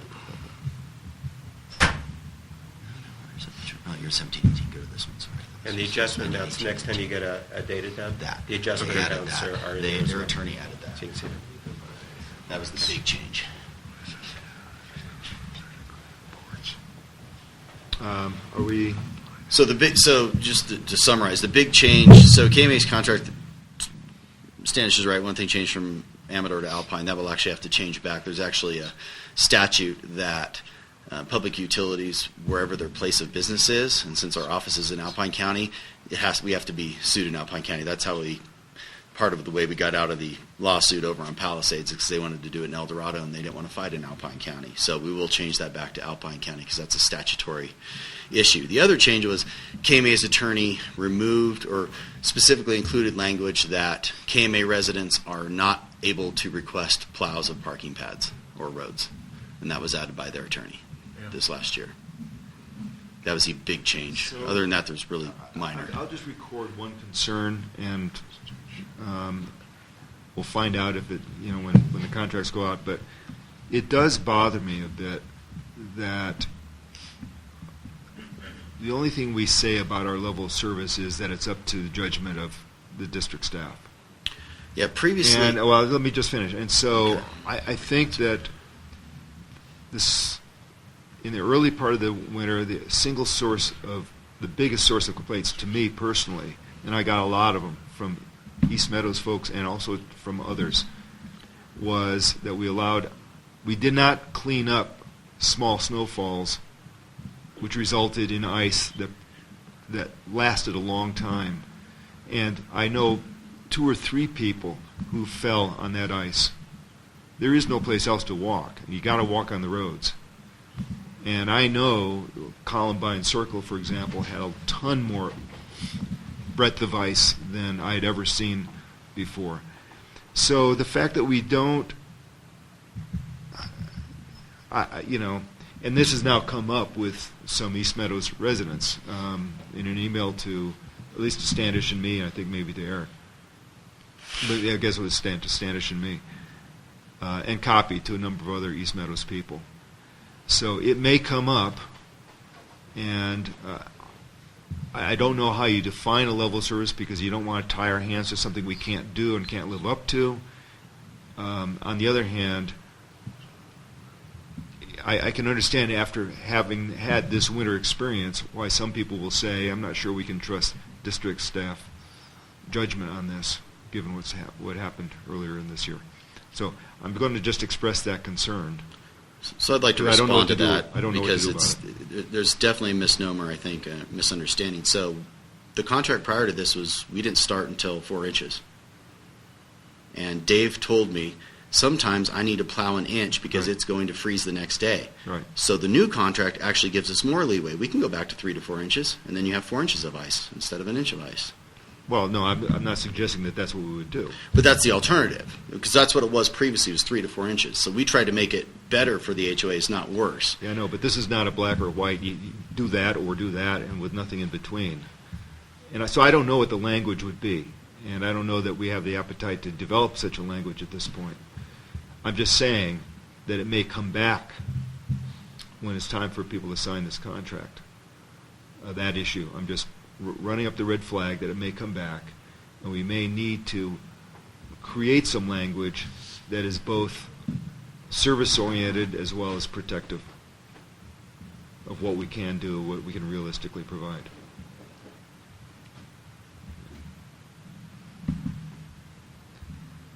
But other than that, the consent. Well, go ahead, Standish. Bertrand, could you restate what you think the insurance arrangements should be? Say it again. Could you restate what you think the insurance arrangements should be? I You think we should have liability insurance? I think, yes, instead of pushing the liability to each of the 23 HOA, which basically expose us to catastrophic financial situation. I mean, if someone, God forbid, managed to get the frivolous lawsuit and win it against KMPUD of, let's say, a few $1 million, the way it's written now, the HOA is like it need to make KMPUD rule. So basically, any of the HOA may have to basically ask its membership to come up with that money. And that is a non-totally amazing thing. So the way we solve it is we basically have insurance for it, which costs money. That's okay. And that's why we have this co-insurance, and that's why we have this specific clause between KMA and KMPUD on this specific thing. But the fact is that exposure is true, and for any other HOA could be exposed like that. And it's not a fair business practice, honestly. I think a good business needs to be looking at both sides. And the proper way to do that, like a physician, you basically get the liability insurance, and that's what KMPUD should do, would cover all HOA. And then the cost of it, you pass it to the snow contract thing, and it's done. And this way, we don't have to get a different contract for KMA. Yeah. And it used to be like that. I mean, there was no clause pushing back on us like that. It came up 2 or 3 years ago. And I'm happy to show it to you offline. What is Eric? the district's position on that? I mean, I think this issue may predate you. Yeah, 2004 or 5, I'm looking at the base cap contract, has the liability indemnification language in it. So it's... I'll send you an email with that exact clause and when it comes up. For the purpose of that, can we leave it that this is one of the things we'd like to research as the most effective way to provide insurance? Right. So one thing I would Just say is review it all. our insurance that we receive from Aqua JPIA, which includes snow removal, is based on our annual revenue. It's not based on liability and exposure. That's how we're in that group. We'd have to go to someone else to get the insurance he's asking for. It's, our current insurance doesn't insure that way as a JPIA. But yeah, so I mean, this liability indemnification clause, having done construction contracts for the last 25 years, this is in every contract. It's a cross indemnification. They indemnify and hold us harmless. We indemnify and hold them harmless. How they choose to satisfy that indemnification, you can buy an insurance policy, which is what KMA did, or you can just roll the dice and do it. That's what I was going to say, is every contract that I've ever been involved with a good number of them, has that cross indemnification. If snow removal were an enterprise service, I would have a different attitude about it. But it's not. It's a contract, and each HOA can either decide to contract with us or not. It's a different deal, and that's much more like the contracts you're just talking about. So the cross indemnification, to me, and I've told Bertrand that when it first came up, to me that's a very fair. It's a very fair and normal thing. Are you prepared to sign the same contract? If that clause is removed, No, I mean the same contract you signed last year. The same than last year, yeah, I think so. Okay. Because, no, I guess I would like to suggest what you suggested, which is we research whether we could provide the insurance. You're not in favor of that? I've done this research. I haven't been here, done research. Our insurance company won't insure something that's not. Well, this is, Yeah. if it were an enterprise service, it's a different matter. Right. But this is a contract by contract by contract service. And, there's just two entities deciding that one's going to provide a service to the other one's going to accept that service and pay for it, and the cross indemnification is totally normal. If we're an enterprise service, it'd be a different deal. Then we might it'd be a good idea to look into it, but it's not. I guess, Bertrand, my position, and I guess it's not just you, but to the rest of the board, is I've advocated for keeping the existing contract structure today, okay, which is driveways, you guys without driveways, contract for the other 23 HOAs, contract for you. I think if you, and by the way, what has changed from the 2017, and I do remember you raising this 2 years ago, and so you've been consistent, from the 2017-18 contract to 2018-19 is the clause 3.5 that Eric pointed out to me. This agreement does not apply to any request by association homeowners for snow removal services, including requests for snow removal of snow from privately owned driveways, association-owned parking pads, or areas not included as a removal area in Exhibit A. The district will make reasonable good faith efforts to ensure that the association is not charged for work performed in responding to these homeowner requests or for work performed under other snow removal contracts. I'm at a loss for why that would have cost us $15,000, but I'll accept that number. My point is I've advocated for the existing contract structures. I don't really want a whole bunch of legal change proposals this year.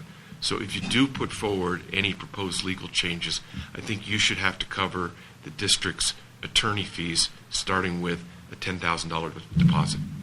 So these contracts have been hard fought over a series of years. I've advocated for preserving the existing contract structure. I think if KMA wants to propose one change, they need to cover our legal fees and give us a deposit for them. Clearly you stated your position, but I don't think we, in our discussion, we will have any problem signing the contract from last year as is. Okay, let's declare victory and go to the next item. As I say, I'm just one board member. We understand. Yeah. Okay, but why don't you take it back to your board that my position as one board member is one change, you cover our legal fees with a $10,000 deposit. And they may not agree with it, but I don't want to go through what we've been through the last 2 years. And you should also tell them, I advocated for accepting Nancy's statement yesterday, no driveways, Yes. an existing contract structure. Yeah. Actually, don't worry. Thank you. They'll be watching the camera. Okay. Let's Last item. let's move on to affirm the use of an automatic renewal clause in contracts, which I guess would be a change Right, in the this would, contracts. yeah, it would be a change to the contract, but I think it's a very positive one. This is Bob's idea, and I think this combined with DocuSign, I think is going to reduce significant amount of administrative time. I can tell you that this season, I spent 548 hours in snow removal, dealing with any aspect of snow removal, but it's administrative time in snow removal. And that doesn't include my shoveling time when I was out actually doing snow removal. So, what we would propose in this is that there's a clause be added that we send an invoice every year, and if they pay that invoice after, so this year we do contracting with this new renewal clause, and with every subsequent year you will be sent an invoice. Payment of that invoice extends this contract by 1 year. That's all. Something. Obviously, I'll have to get Shanahan involved for the appropriate legalese, but that's the basic intent. And if we don't submit an invoice, then we've chosen Not to to not renew. But the act of submitting an invoice on our part shows our intention to renew on the new dollar value. Their payment on it indicates their acceptance. And the contract has clauses to create the extension automatically if that occurs. So I've got a little bit of a problem with the fact that if the invoice doesn't arrive and people think the contract's not renewed, but the invoice goes missing, I think it should be a formal notice if you guys decide to not renew. I think it Yes, it could be something, if we don't hear within so many days, we'll contact or something. Yeah. Yeah, it has to be Yeah. later. And I was thinking of it just for the driveways, because that's the majority of the work, but if the HOAs want to do it this way too. Maybe it is best just for driveways, actually.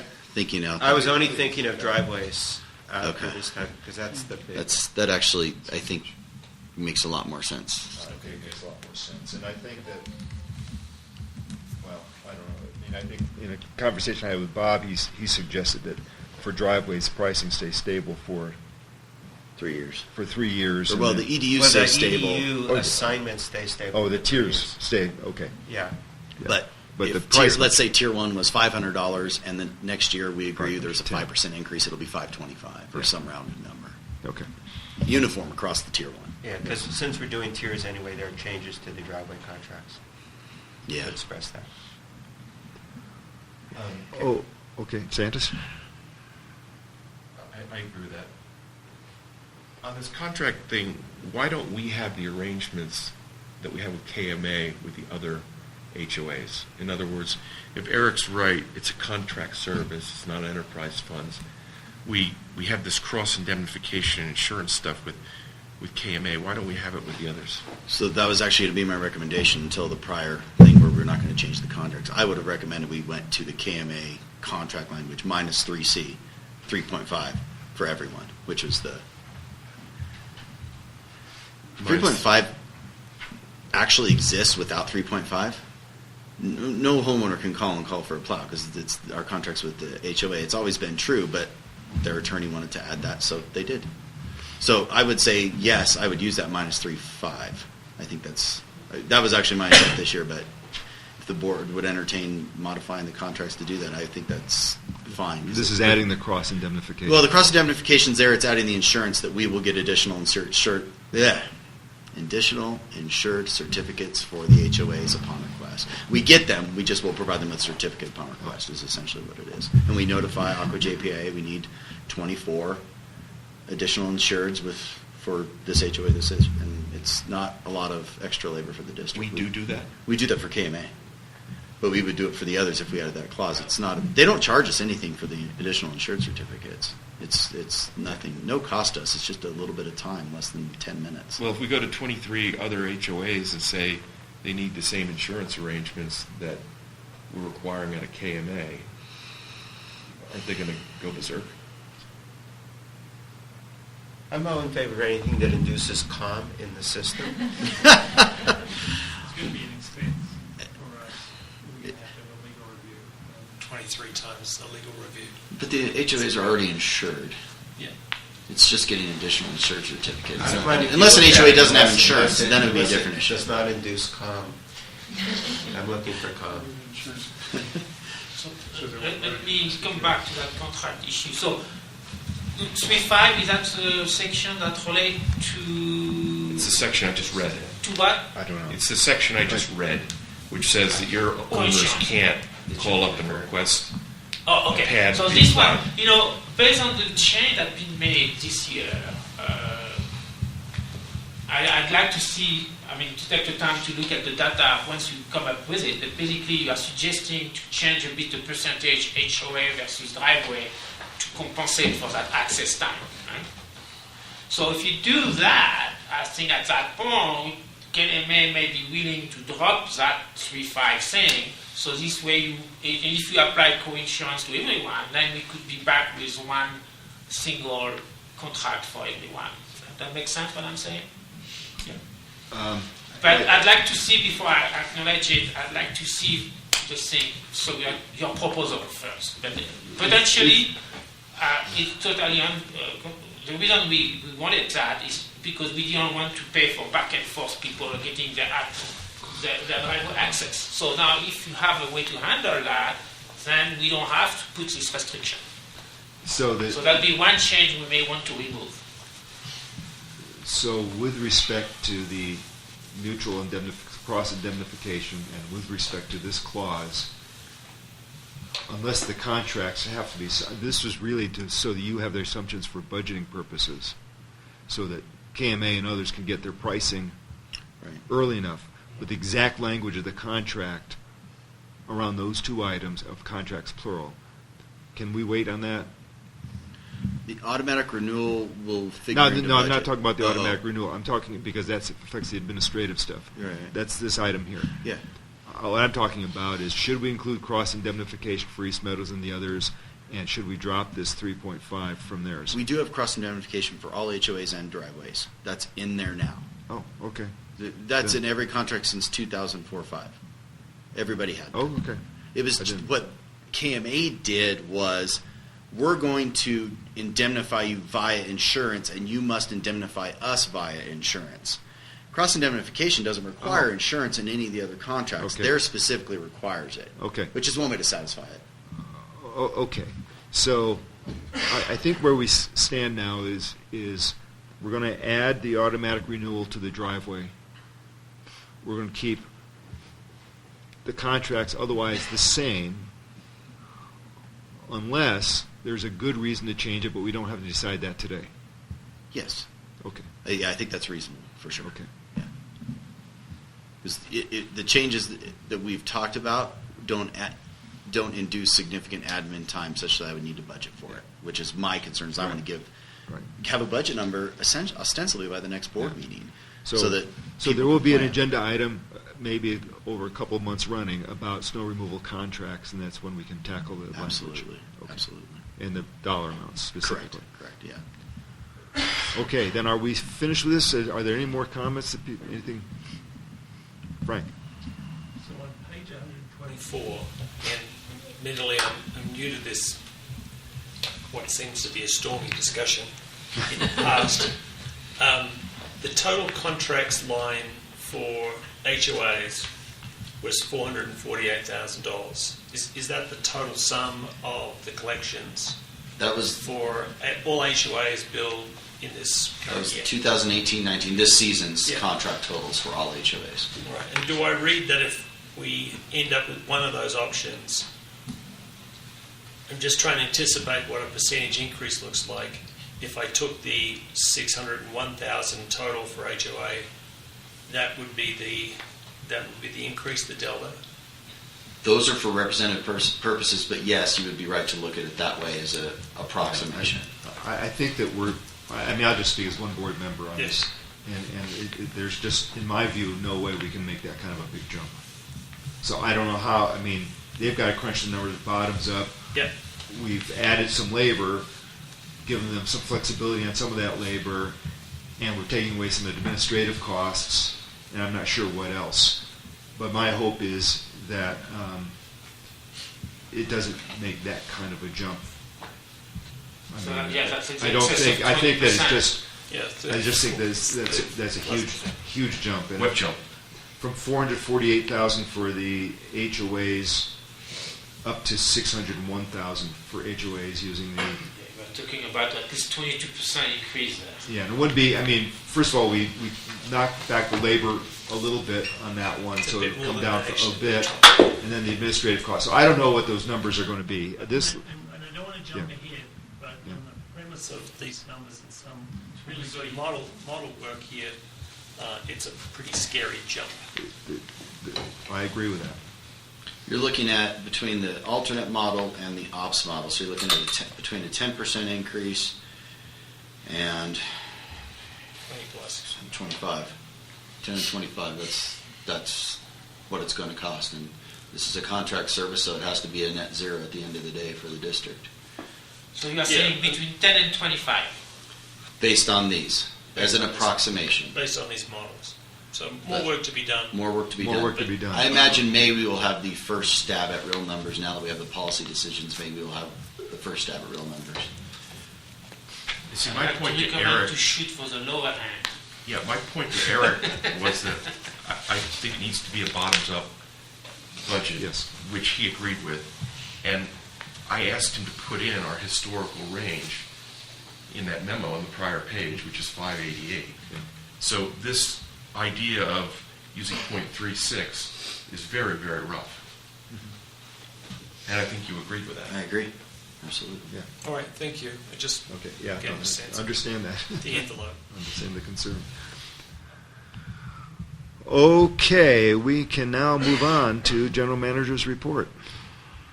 Okay, can we get that working again? Nothing else that's not removable, Eric? We could probably open something up. I just wanted to, one more time, I just wanted to publicly thank Bertrand for the work that he did, examining the data and finding things and giving feedback, and increased our confidence. It found a lot of things, and it was a lot of time on his part. So I really appreciate the work you've done.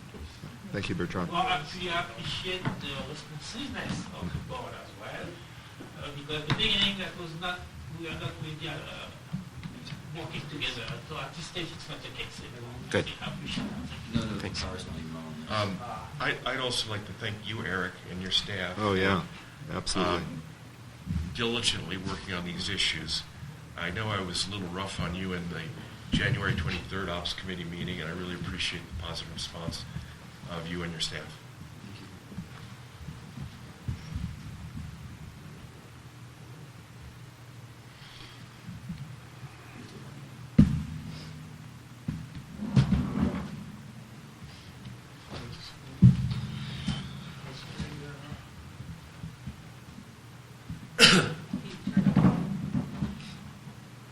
The TV turned off. Take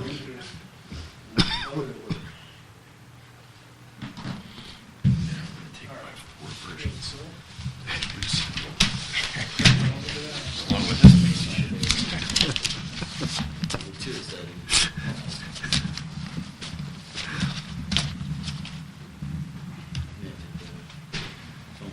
Yep, there it is. Yay.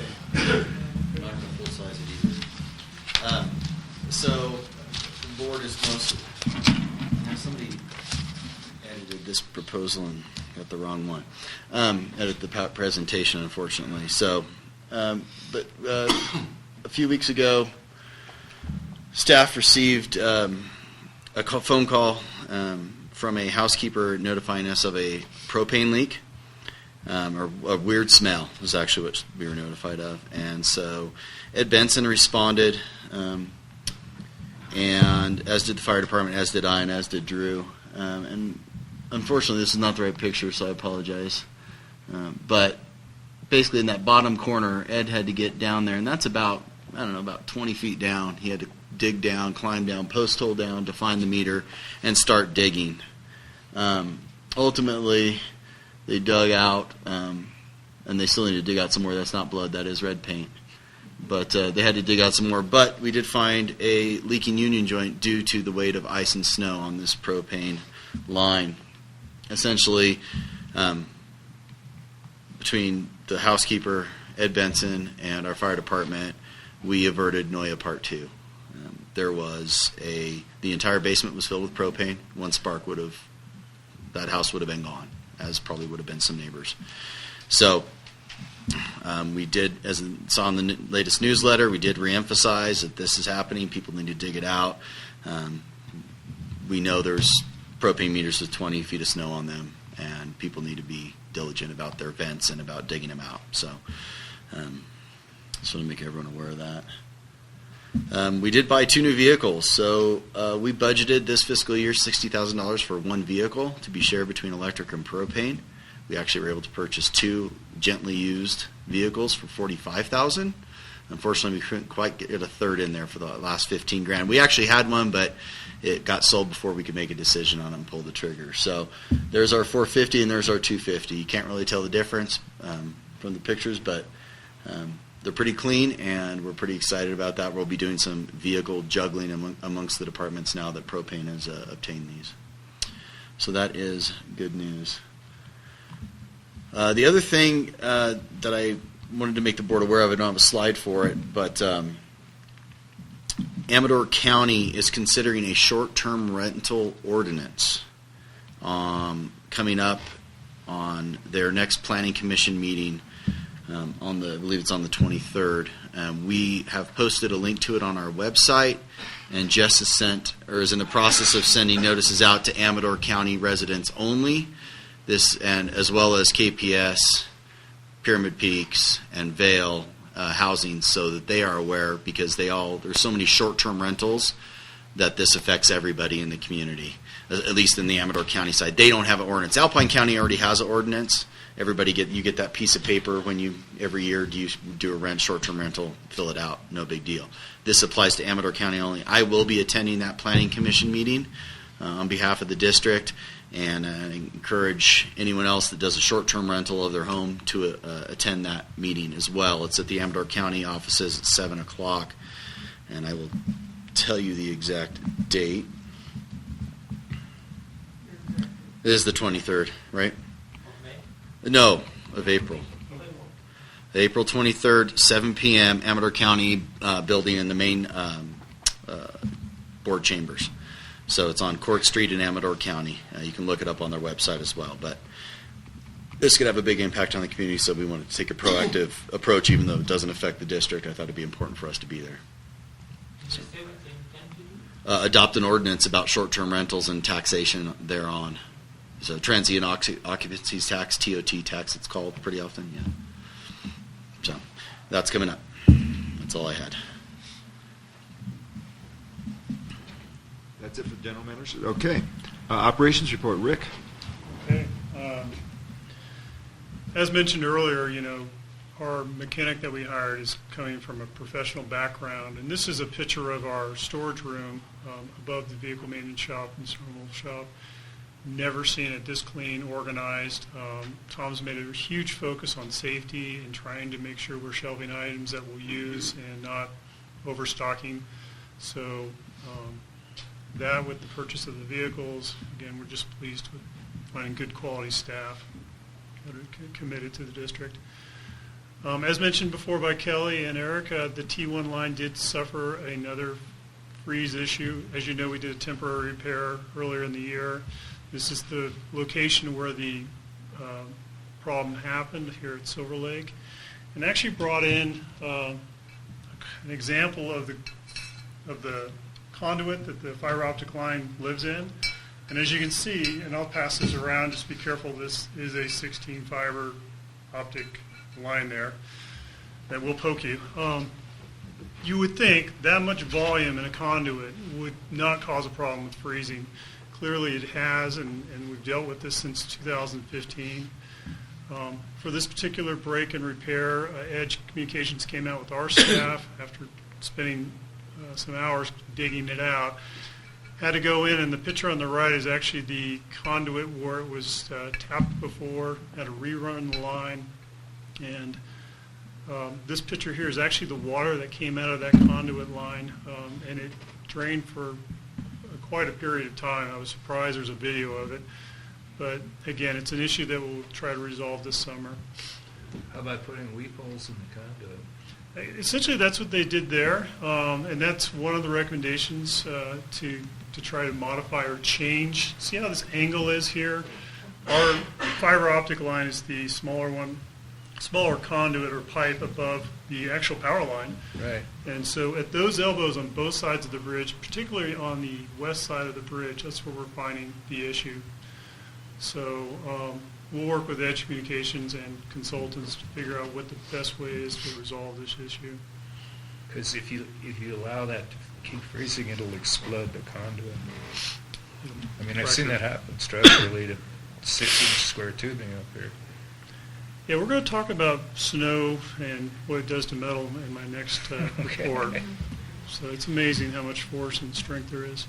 So anyway, just bringing it to the board's attention and showing you some pictures of some of the issues out there. Moving on, we did have an issue at our well 4-5 with electrical issue. As you know, we've put in a temporary electrical line to the well, and then the outlet that handles the chemical feed, as well as some of the pump controls had issues. We brought up in a Mark Frederick and discovered that we had a relay issue, which we've since replaced. But again, illustration of the amount of snow that we had at the well building. This is actually on top of the cross-country trail. If you've skied in that area, you'll look down and see the door, which is about 6 feet down. And part of the challenges that the operations staff has during the winter, especially if we're pulling year-round staff into snow removal. Currently, the water wastewater staff is going to be doing monitoring well sampling in Meadow. This is an example of one of our monitoring wells. Again, it's buried under 8 feet of heavy, hard, ice-packed snow. But we do this exercise essentially 4 times a year, and this cycling, this quarter is the toughest time for us to do the sampling.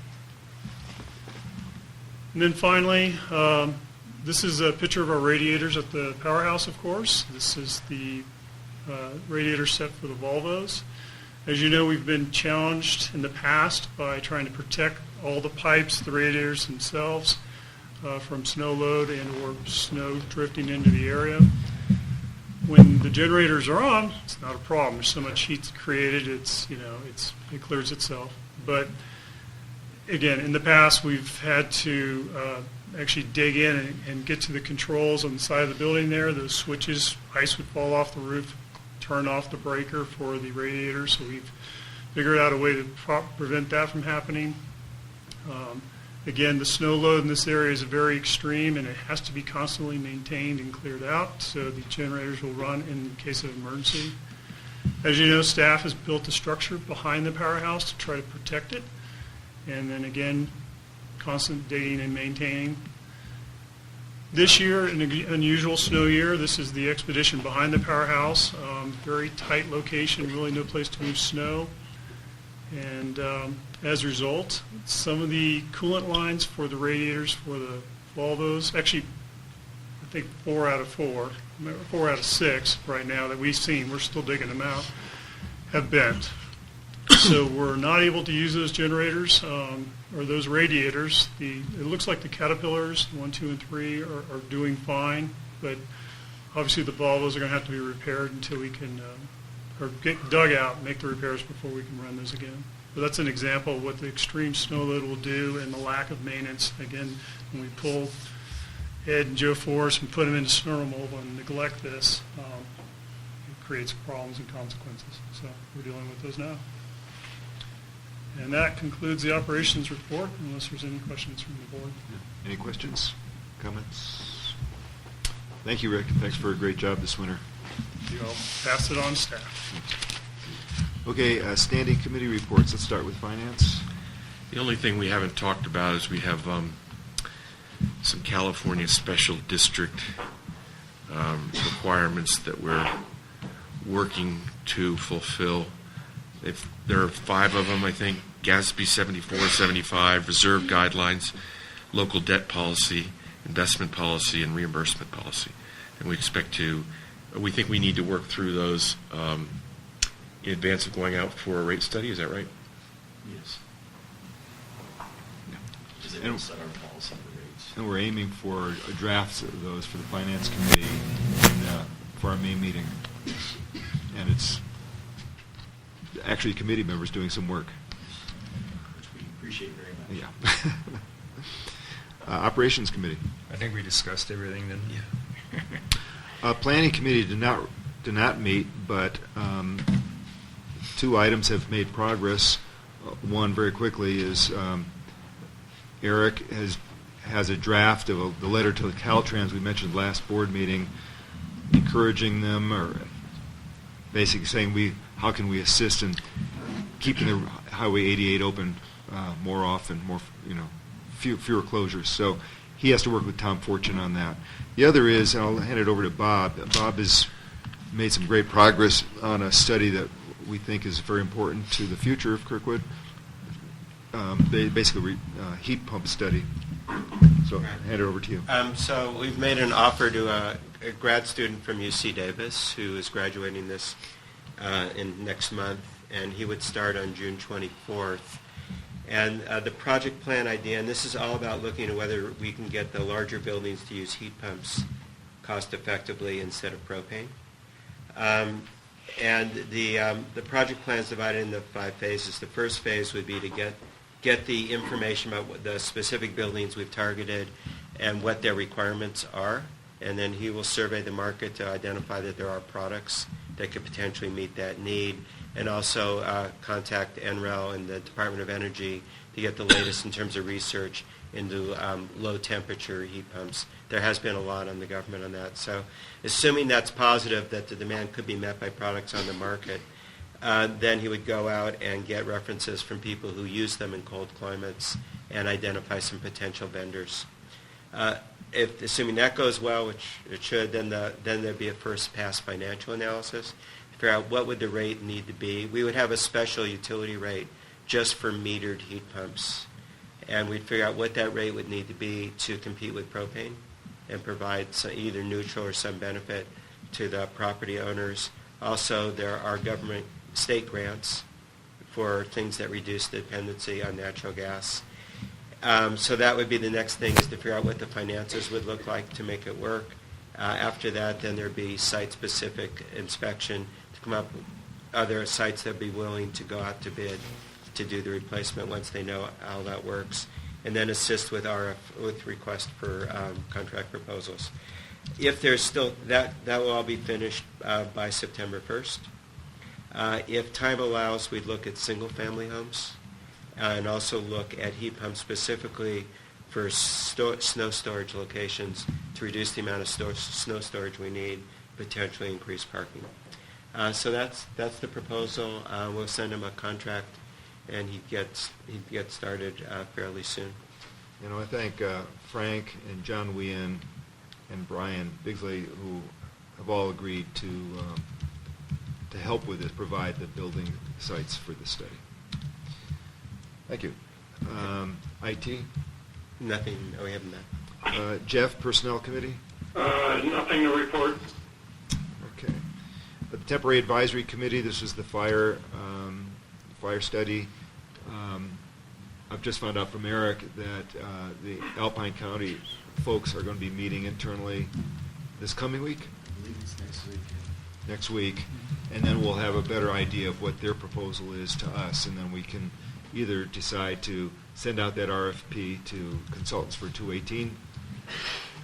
We do that because we don't think that an engagement with Alpine is going to be worthwhile, or we won't because we do think it is worthwhile. Right.